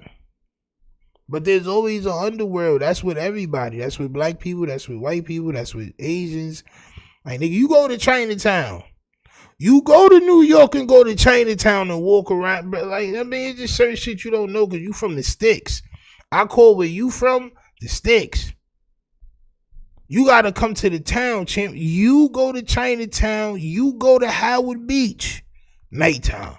You go to God. Like, come on, champ. Like, bro, I can take you there. I can show you. Niggas is wilding everywhere, champ. On my soul. It ain't just us. Crazy work. Go Never Stop says he knows exactly what to say to get the views. Professional rage baiter. And this is what I said, bro. This is how his content is different than Crip Max, because he can say things to sound intelligent, but if he was so intelligent, how come he didn't succeed when he was going into them city council meetings? He couldn't fool them, right? So he's here fooling the people that will be fooled by him, champ. On my soul. Crazy work. Jail for committing financial crimes. That's why when we go to school, we don't pay attention in class. Right. That's why we go to ISS. That's why we get kicked off the football team. Yo, bro, a lot of that shit be having to do with niggas' home lives too and niggas' environments, bro. My shorty's a teacher, bro, and my son is in kindergarten. He about to go to first grade, bro. We talk about this shit all the time. Like, bro, I can see the difference between my son and these other kids. A lot of them. Not all of them, but a lot of them. You can see little kids falling asleep in class. It's first, second grade. They're not getting no sleep at home. Can't sit down, can't do this, and then you see their parents like, oh, all right, or they lack of parents. You be like, oh shit, all right. It's not just because you black. It just be certain things maybe that be happening other than that, champ. It's crazy. Because we don't fit into the structure. We have way more power. That's why we sell dope when the white man say we can't sell dope. That's why we pimp and go across the state line when he say don't. So we have the power to do whatever we want to do. They have the power, but it's like most of us don't really think about the world as if we're going to be able to just commit crimes until we change the social order. We do. It's called ball till you fall. We got music that teaches ball till you fall. But isn't that the opposite of what we're talking about? No, just that's balling until you die. Well, you're trying to make sense of people who don't have sense. And I'm saying,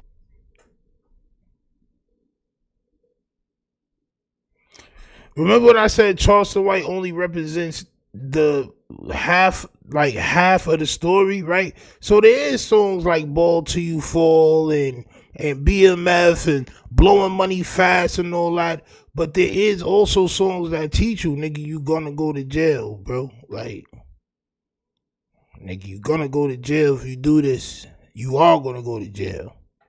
These are the rules of jail because this is where you're going if you do this shit. I'm saying, facts. My son just talking about all the music that don't have substance, but there's music that has substance, champ. He's bugging. But that's that narrative shit. That's that, you know, You got to stay on one side, champ. Showface said son popped a smooth gas station yerk. Bro, he's wildin'. He's wildin'. Like, bro, I was doing crime, but I also knew that I was going to jail. I tried to do it as smooth as possible, but I knew that eventually I'm probably going to end up going to jail.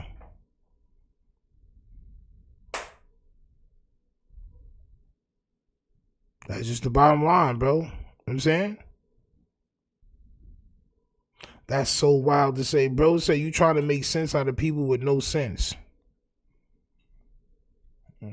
And no, our people had greater sense than what you're trying to give them for. Well, don't you think? No, our people thought greater. They built Black Wall Street. What are you saying? People who don't have sense. Our people built Black Wall Street. Gangbangers don't have sense. They can't build nothing. They can't manufacture nothing.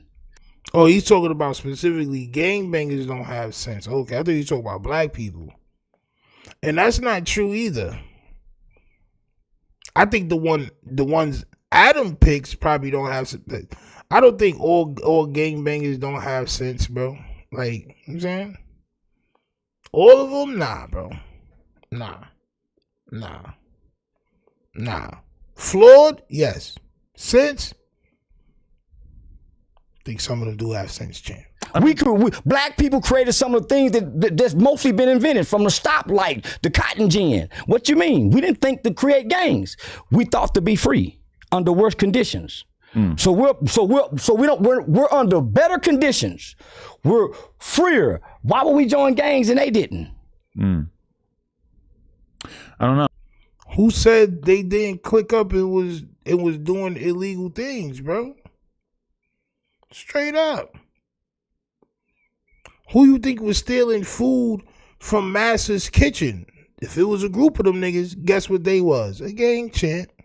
There you have it. There you have it. Yo, this nigga is crazy, bro. Yo, Charleston White is ill, bro. I ain't gonna lie.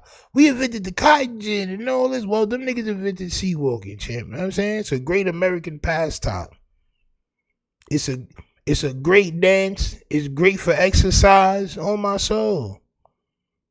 They invented the blood hop, champ. Straight up. I mean, there are a lot of minority groups in our country that didn't really like gravitate towards the whole gang thing. But then there's a lot of non-black groups that did. The mafia. Well, we never had a mafia because we don't want to be gangsters. Gangsters extort themselves. Black people never extorted one another. Is that the only thing that separates white gangsters from black gangsters? Yo, bro, listen, I'm not about to let a nigga from Fort Worth, Texas, salute to y'all, but I'm not about to let one of y'all niggas tell me about really nothing, because like y'all niggas is around nothing. Before the internet, y'all niggas didn't know nothing about nothing besides what was in y'all town. Straight up. Niggas knew about nothing, bro. Straight up. Like, I'm not about to listen to you tell me about some shit you don't know about. Black people never tried to be gang mafia. Nigga, yes the hell we did, nigga. What are you talking about? What you think the black mafia family is, champ? Who you think Bumpy Johnson and all them niggas was, bro? And the Madam and all that.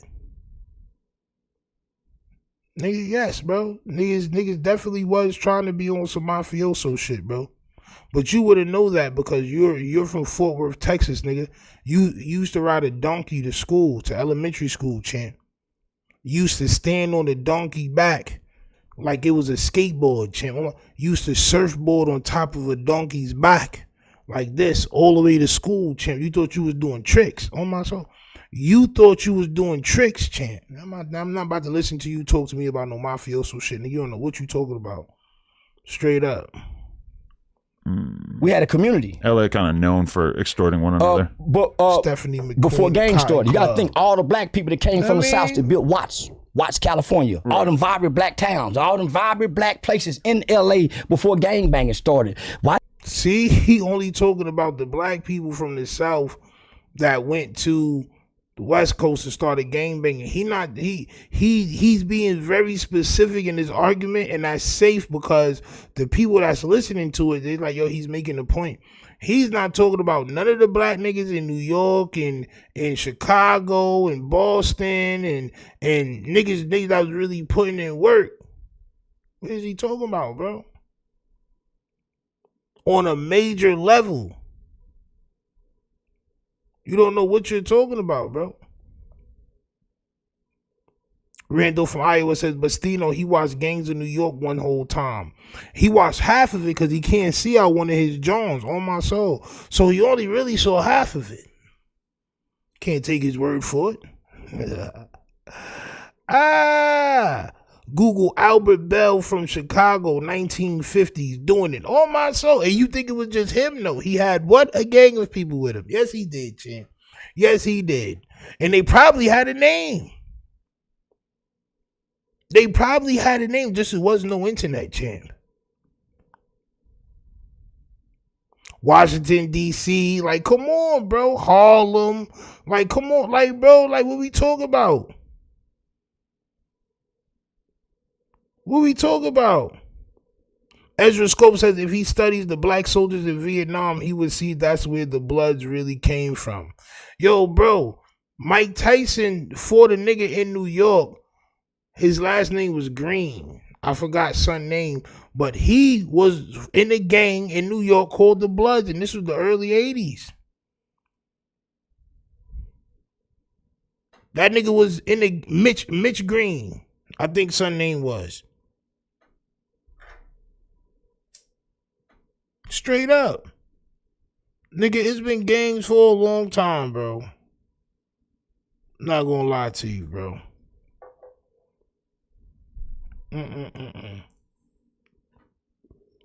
Mitch Green. Yeah, bro. Come on, son. He don't know what he talking about. Why them people didn't gang bang and it was vibrant here then? Yeah. No, that's a good question for sure. You know why? Because they nigga act, yo, what he said? Yo, this nigga is so bogus. We had a community. LA kind of known for extorting one another. But before gangs started, you gotta think all the black people that came from the South that built Watts, California, all them vibrant black towns, all them vibrant black places in LA before gang banging started. Why them people didn't gang bang and it was vibrant here then? Yo, bro, he act like before the 80s or whenever gang banging in LA started, shit was just vibrant everywhere. Niggas was dancing, doing this and throwing papers perfectly on everybody's doorstep, and shit was bright and beautiful. They shut up, bro. You crazy? You crazy, my guy? It always been greasy. Believe it or not. Yo, listen. I'm a firm believer that no matter what point in time you put me in and you put me in the streets, I know how to navigate. I don't care what point in time it is. Just not slavery on myself. Just not slavery. Straight up. There's always an underworld, bro. Yeah. No, that's a good question for sure. You know why? Because they children didn't have a struggle. The gang banging children didn't come from gang banging because they was in impoverished conditions. They could walk. Black McBain said the first black gang popped up after the New York draft riots. I didn't even know that, to protect black freedmen in the North. And Charleston White says when you think of gangs, you don't think of them fighting against the government. That's what I'm saying, bro. He don't really know what he talk about for real. He has a talking point, and that's what he does because it's usually, young adults and kids listening to him that don't really know what he's talking about. The neighborhoods and go get an apple off the tree. But don't you think that the gang shit is like a reality? It was impoverished conditions. This nigga think niggas was just walking down the streets picking apples and oranges off trees and shit was just dandy. They could walk the neighborhoods and go get an apple off the tree.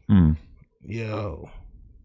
But don't you think that the gang shit is like a reaction to just feeling hopeless in your life in general? Not necessarily that you're being like violently oppressed on a day-to-day basis. When I look at them niggas in prison and they join the gangs and they fighting and what they fighting about in jail, catching phase. They don't look hopeless. When they on here talking about how they live their gangbanging life, they don't look hopeless. They seem like they're bragging about it. They got pride in it. When I go to the hood, they got love for it. When I go to the hood and I see like, a group of 16-year-old kids sitting around in an alley just like waiting for somebody to come through so they can shoot at their car, these are people who feel hopeless. They feel as if there's no college career path for them. There's no way that they're going to be able to go get a high-paying job and be able to make 6 figures a year. Have you done a qualitative study to talk to them and see why? I mean, this is obviously anecdotal, but these people don't really pursue those opportunities. I'm telling you why. You're saying, obviously, from some kids sitting in the, alleyway waiting to shoot at a car. Why they're not robbing the bank? If they're hopeless, why they're not robbing the bank? Probably because they just view that as being like very low, small chance of success. Why not rob the local guy that's selling weed? Why not be breaking into a house? They probably do that. So breaking a house. That's all guidance. Like y'all missing the point, man. That's all guidance, bro.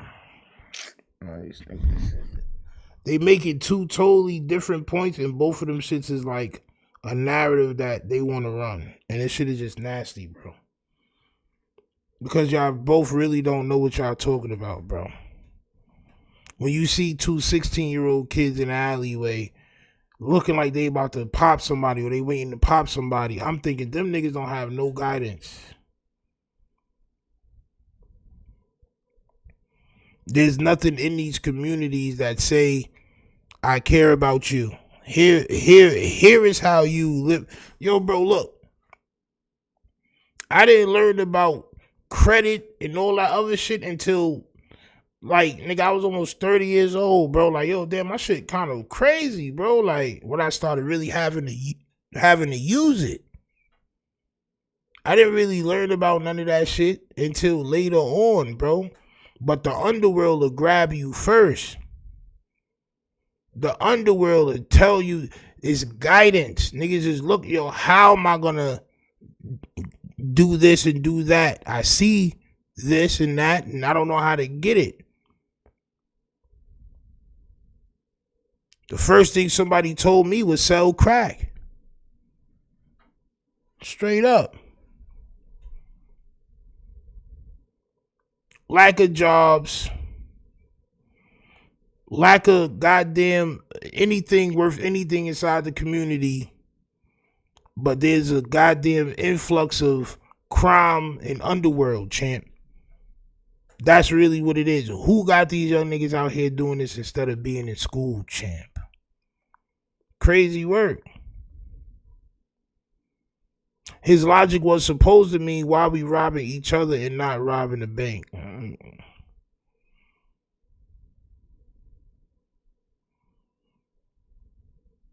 F a bank, nigga. Why we not building a business? Like I said, it's just lack of guidance, man. This shit nasty work. That's very common. So why sit in the alley the way to shoot at nobody? Why not go get a job? Well, it's part of being a gang. You got to protect your area, right? No, I've never heard that ever. For real? I've never heard that. I mean, the motherfuckers are patrolling for that purpose. No. They're patrolling to extort each other. I would say more often than not, they're patrolling to just protect the block. So how about this? How about you wake up and go spend some time with those 16-year-old kids. See what condition that their home life is. See what they do when they wake up in the morning. And tell me how hopeless they is if they got a phone. I already kind of know what they do. They hang out in the neighborhood. Well, just because you got a phone don't mean that you're not hopeless, bro.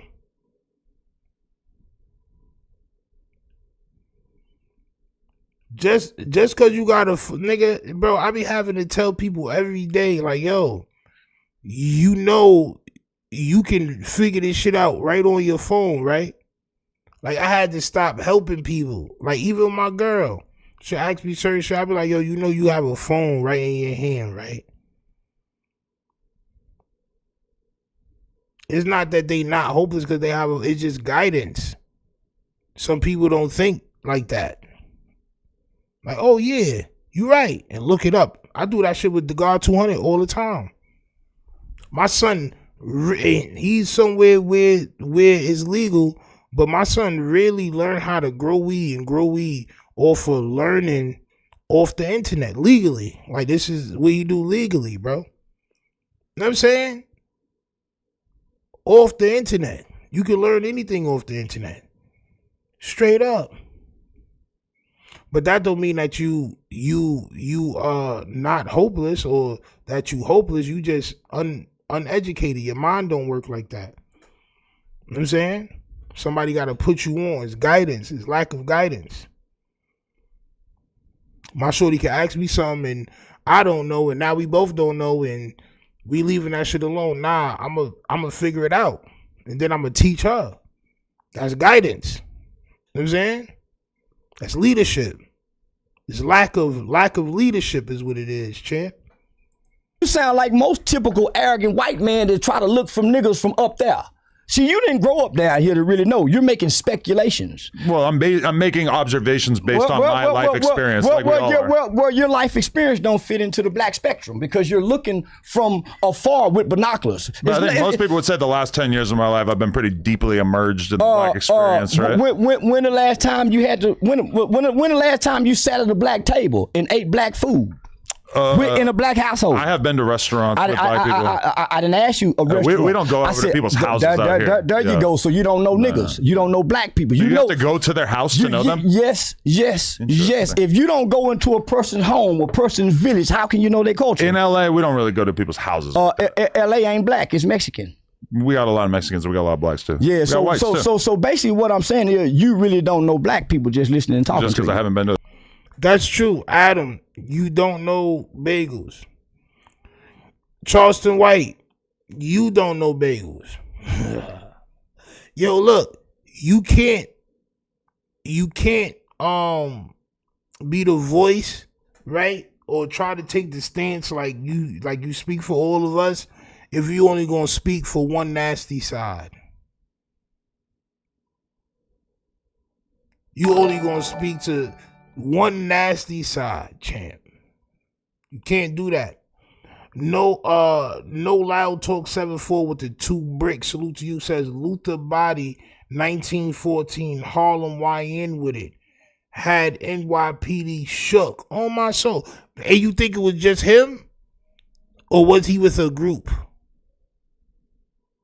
Did he have a group running with him and underlings and people that thought he was ill and knew what he was doing and like, nigga, you know what I'm saying? Come on, champ. It's all underworld activities, bro.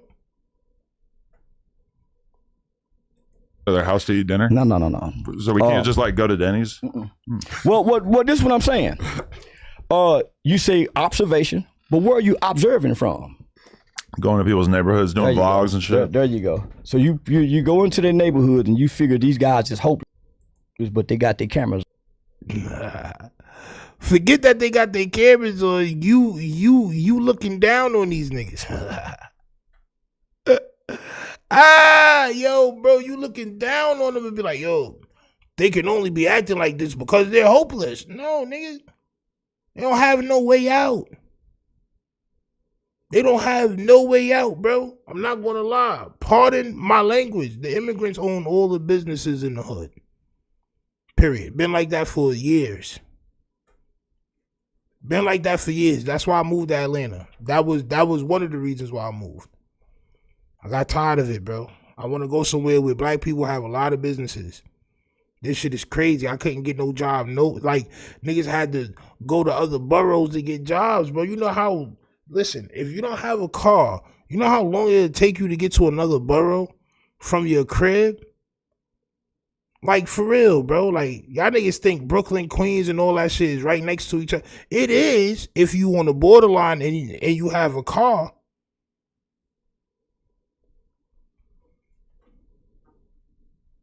Don't be in Queens and work at Yankee Stadium. Don't be in Queens and Southside and work at Yankee Stadium or Manhattan, nigga. That's a 2-3 hour trip, nigga. You're gonna have to leave your crib. If you gotta be to work at 8, you're gonna have to leave your crib at 5:30. I guarantee you. You're gonna have to leave your crib no later than 6 o'clock and hope you make every bus and train on the way. It's a goddamn hassle. Who wants to do that, champ? It's a hassle. We don't live close to employment, bro. So what's easier, to pick up a goddamn brick? Or to wake up at 5 every morning struggling to get to work, nigga. On my soul. We don't have nothing, bro. It's not like we could just go outside and go to work. 5 minutes and 10 minutes down the road, nigga, you at work. It's not how that shit work, man. It's not like I think they are hopeless. I think they feel hopeless. No, they don't feel hopeless. They feel good. They feel high because most guys are high. Most guys are on drugs. And when you get drunk and you get high, the hopeless that you feel goes away. I mean, now if you're a numb. 16-year-old kid smoking weed and numbing yourself all day, you're not hopeless. Pills and you're not hopeless. You're having fun. You're having fun. Most kids are experimental. Yeah, but you're having fun. Black McBain said, man, listen, I stayed near Liberty View in Brooklyn once and thought I could walk to Chelsea Piers. Yeah, right. Bro, I felt like Frodo at the end of the Lord of the Ring movies. I was tired and dirty as hell. Yo, bro, look, man. Yo, look, bro. I'm not gonna lie. Nigga, it'll take you forever. And you gonna be wild aggravated. And you gonna be wild aggravated by the time you get to work, bro. Guarantee you. The bus is packed. Packed.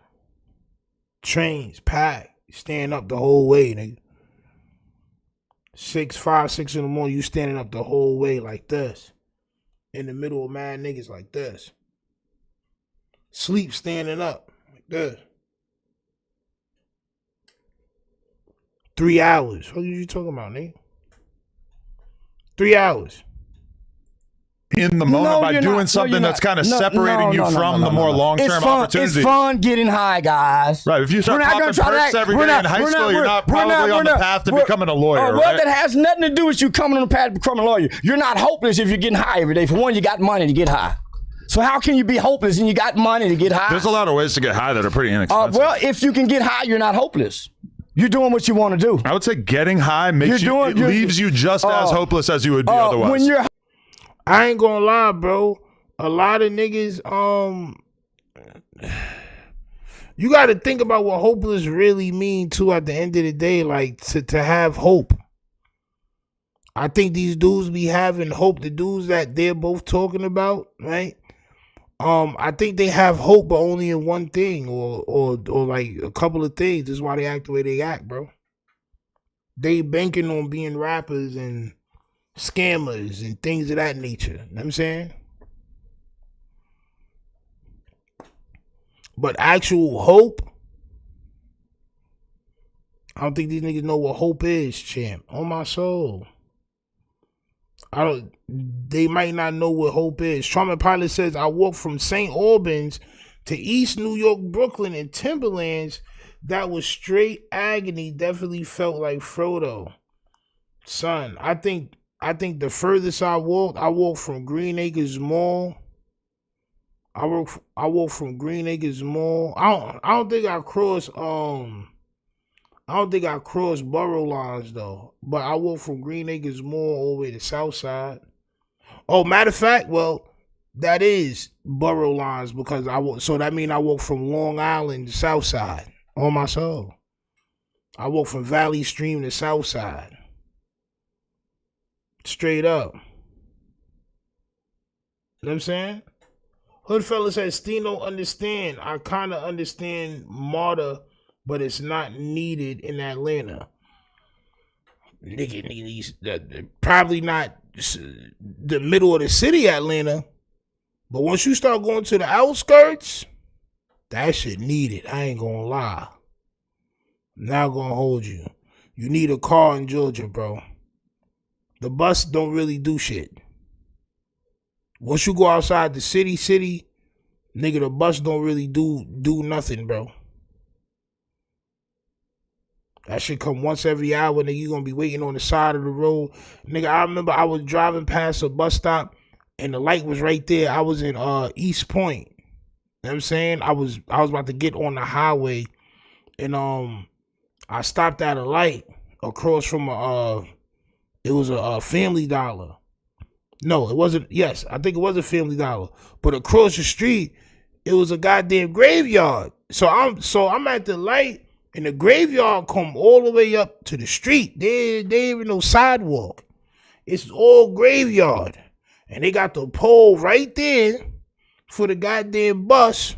Bro, and it was people standing in the graveyard waiting for the bus.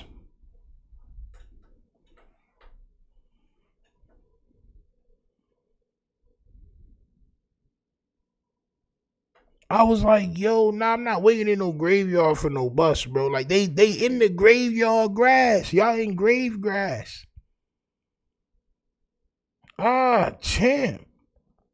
The fella says, I'm saying if you got a car, you good. Paid parking ain't too bad, or there's another free play. Yo, listen, I'm not gonna lie. Certain places, I was in, salute to CJ Nighthawk. I'm gonna read that in just a second with the 15 bricks. I was in Buckhead the other day. And I wouldn't drive nowhere in Buckhead. Like, it's just it's certain areas in Atlanta this shit just crazy. Like, it doesn't make no sense to drive, bro. That shit don't make no sense to drive, bro. First of all, y'all niggas can't drive out here. I gotta let y'all know that before we get back to the clip. Y'all niggas can't drive out here. Niggas in Atlanta can't drive. This is why insurance is so high. Y'all niggas got my insurance wild high. Now I'm about to be 40 years old. My insurance shouldn't be this high, bro. It's because of y'all, bro. Everybody car beat up, bro. They can't drive, bro. Why y'all cars? How come y'all don't use turn signals? How come y'all don't use turn signals, bro? Turn signals will prevent you from getting into an accident, bro. Straight up. Use turn signals, bro. What's wrong with y'all, bro? Huh? Why y'all like to pull out in front of people and you know you're not going the same speed I'm going? Niggas will pull out in front of a nigga mad fast but then drive mad slow, nigga.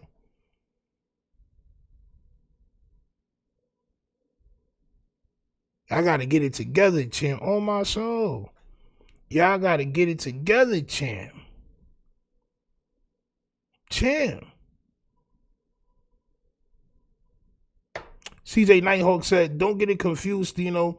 That ish go on down here in the A2. Folks be catching the express bus from the Locust Grove and Southside to Buford further to go to work for better jobs and vice versa, bro. Nah, facts. No. See, I wasn't saying that was specific to New York. I was saying that's specific to the hood. That's specific to the hood, bro. That's specific to the hood, bro. There's less job opportunities in the hood there than it is anywhere else. It's only but so many McDonald's jobs niggas got available, son. We don't own the liquor stores. We don't own the gas stations. We don't own none of this shit. You know what I'm saying?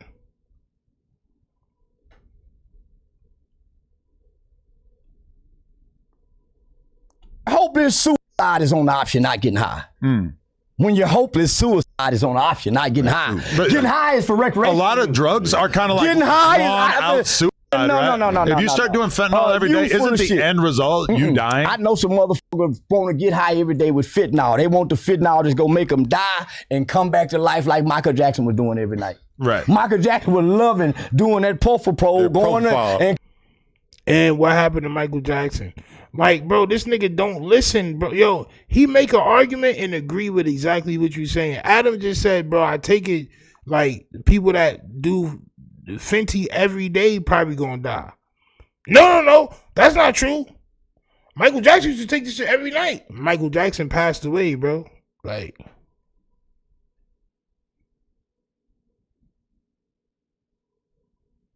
Michael Jackson also passed away, bro. Like, nigga, what are we talking about?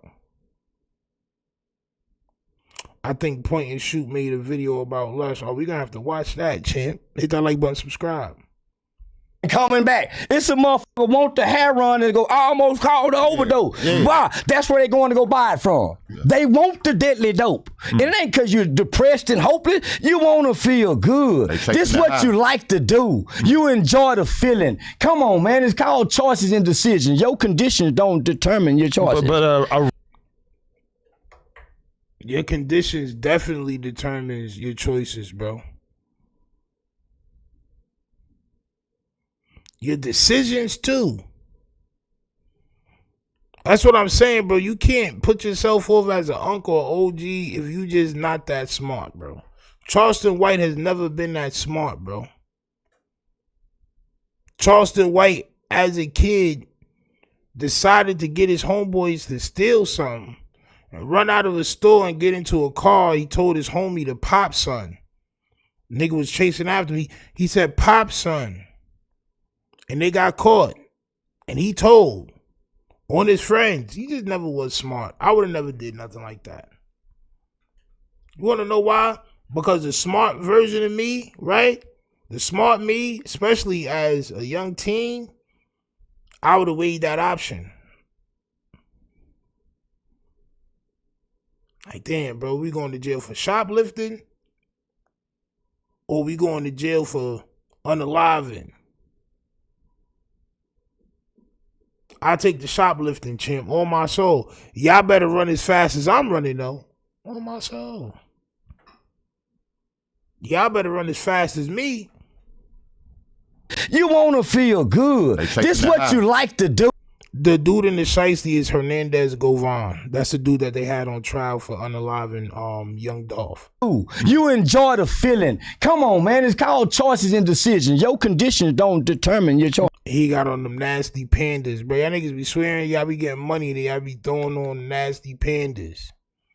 Disgusting. But a rational father is not going to sit around and do Percocets all day because he feels like he has an opportunity and he has important things to do. Those are the things that stop people from just sitting around doing drugs. I know some guys get high every day and get up and go to work. I know some white boys shoot dope, do perk, smoke crack, do cocaine, and they the best goddamn lawyers you can find.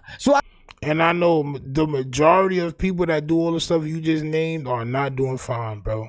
And you're probably lying.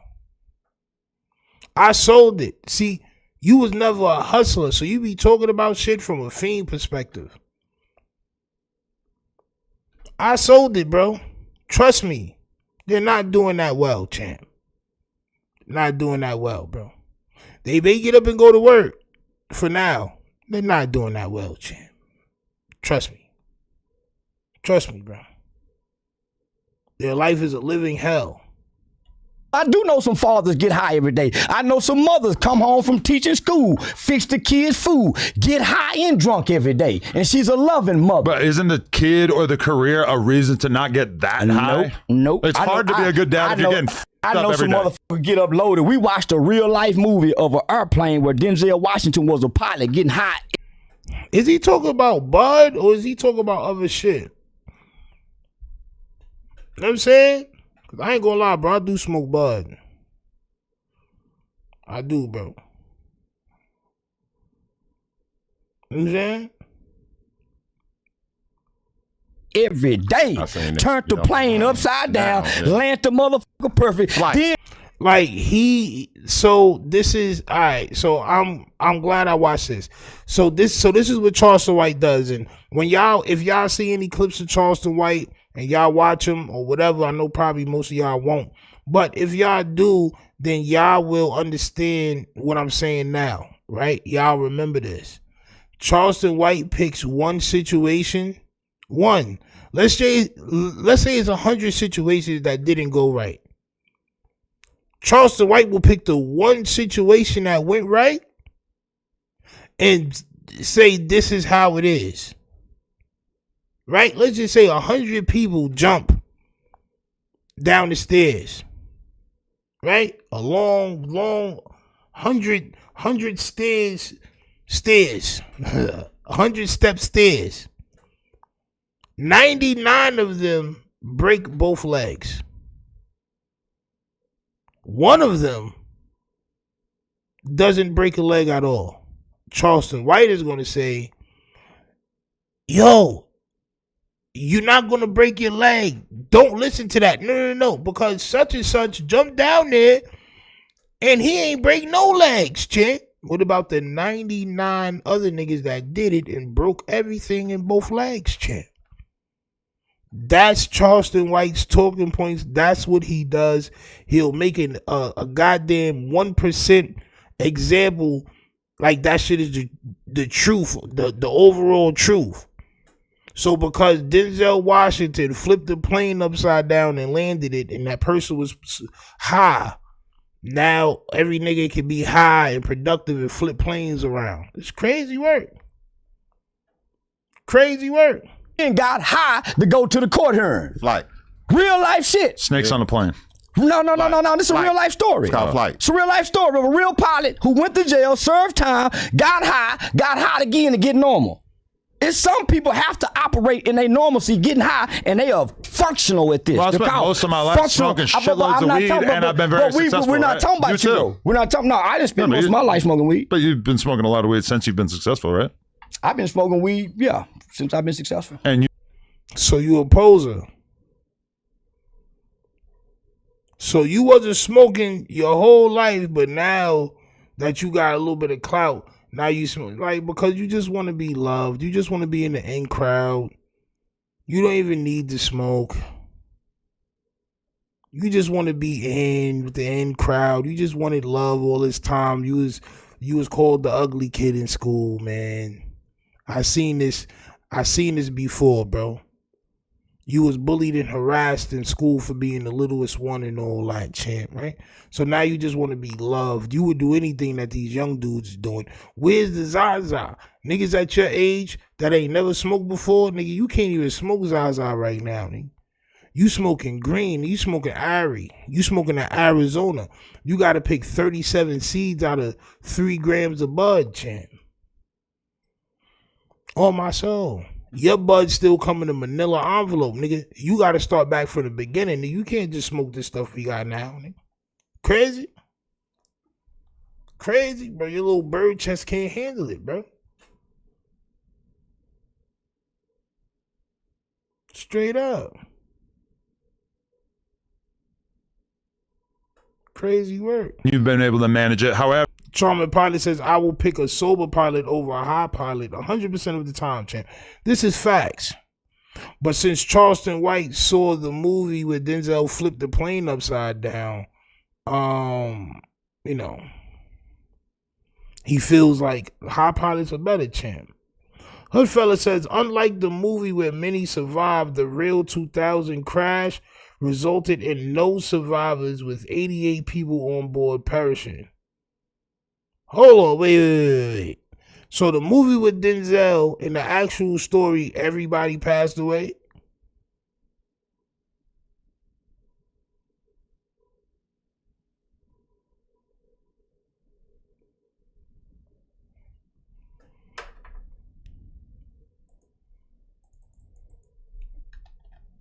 Hold on, bro.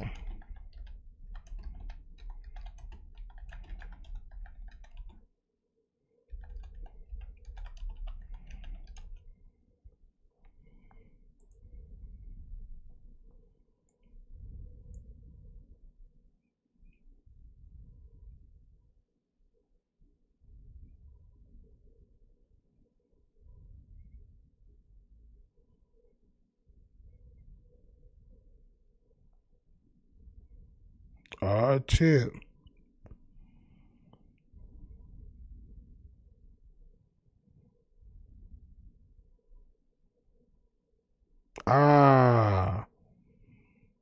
The inverted flight. See, bro? Telling you, bro, that's why you can't listen to niggas, bro. There's probably a bunch of kids and a bunch of people, bro, that was like, oh yeah, word, bro. High pilots, that shit don't take nothing to fly a plane, bro. Word, nigga, you could be smacked. Like, come on, bro. Like, bro, what are you talking about, bro? Bro, y'all see what this shit say? Similar to Denzel Washington's character, Whip Whitaker, the real pilots of Flight 261 turned the plane upside down to stabilize it, But in reality, they could not recover in the plane crash, killing all 88 on board.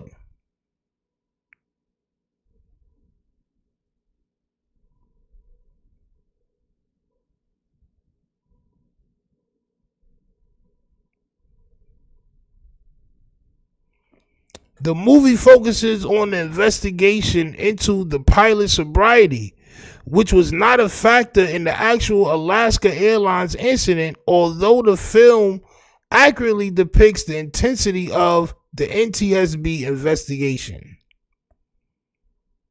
Yeah, because, champ, this shit's crazy work.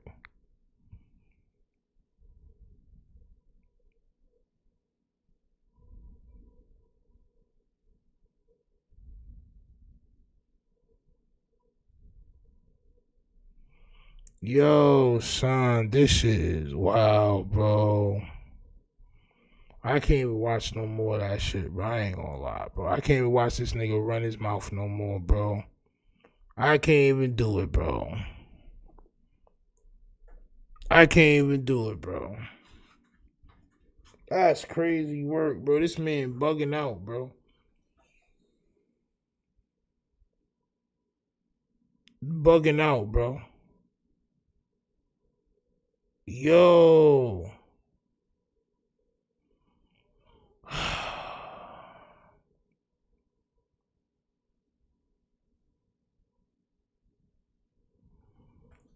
This nigga's crazy, bro. Oh my soul. This nigga's wild, bro. I ain't gonna lie, man. My time is up, champ. My time is up. Hit the like button, subscribe. Yo, listen, right? So tomorrow, I'm live for sure, right? Tomorrow night. Friday, I may or may not be live because my son graduation. I'ma still try to be live at nighttime, but I don't know what time I'm gonna get in the house, bro. Right? But look,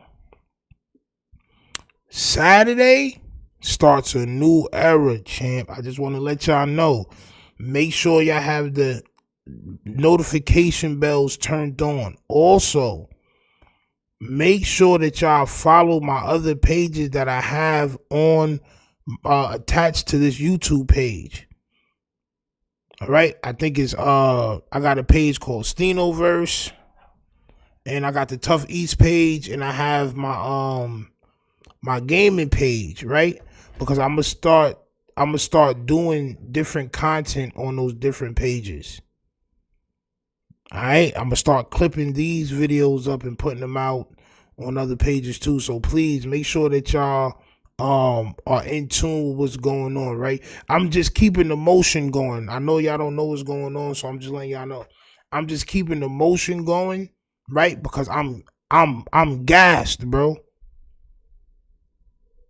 Like pooped, bro. Like no energy, running around trying to get this last couple of days of the school year done so I can get back to my content and really get crazy, all right? So that's what we're gonna do. Salute to y'all.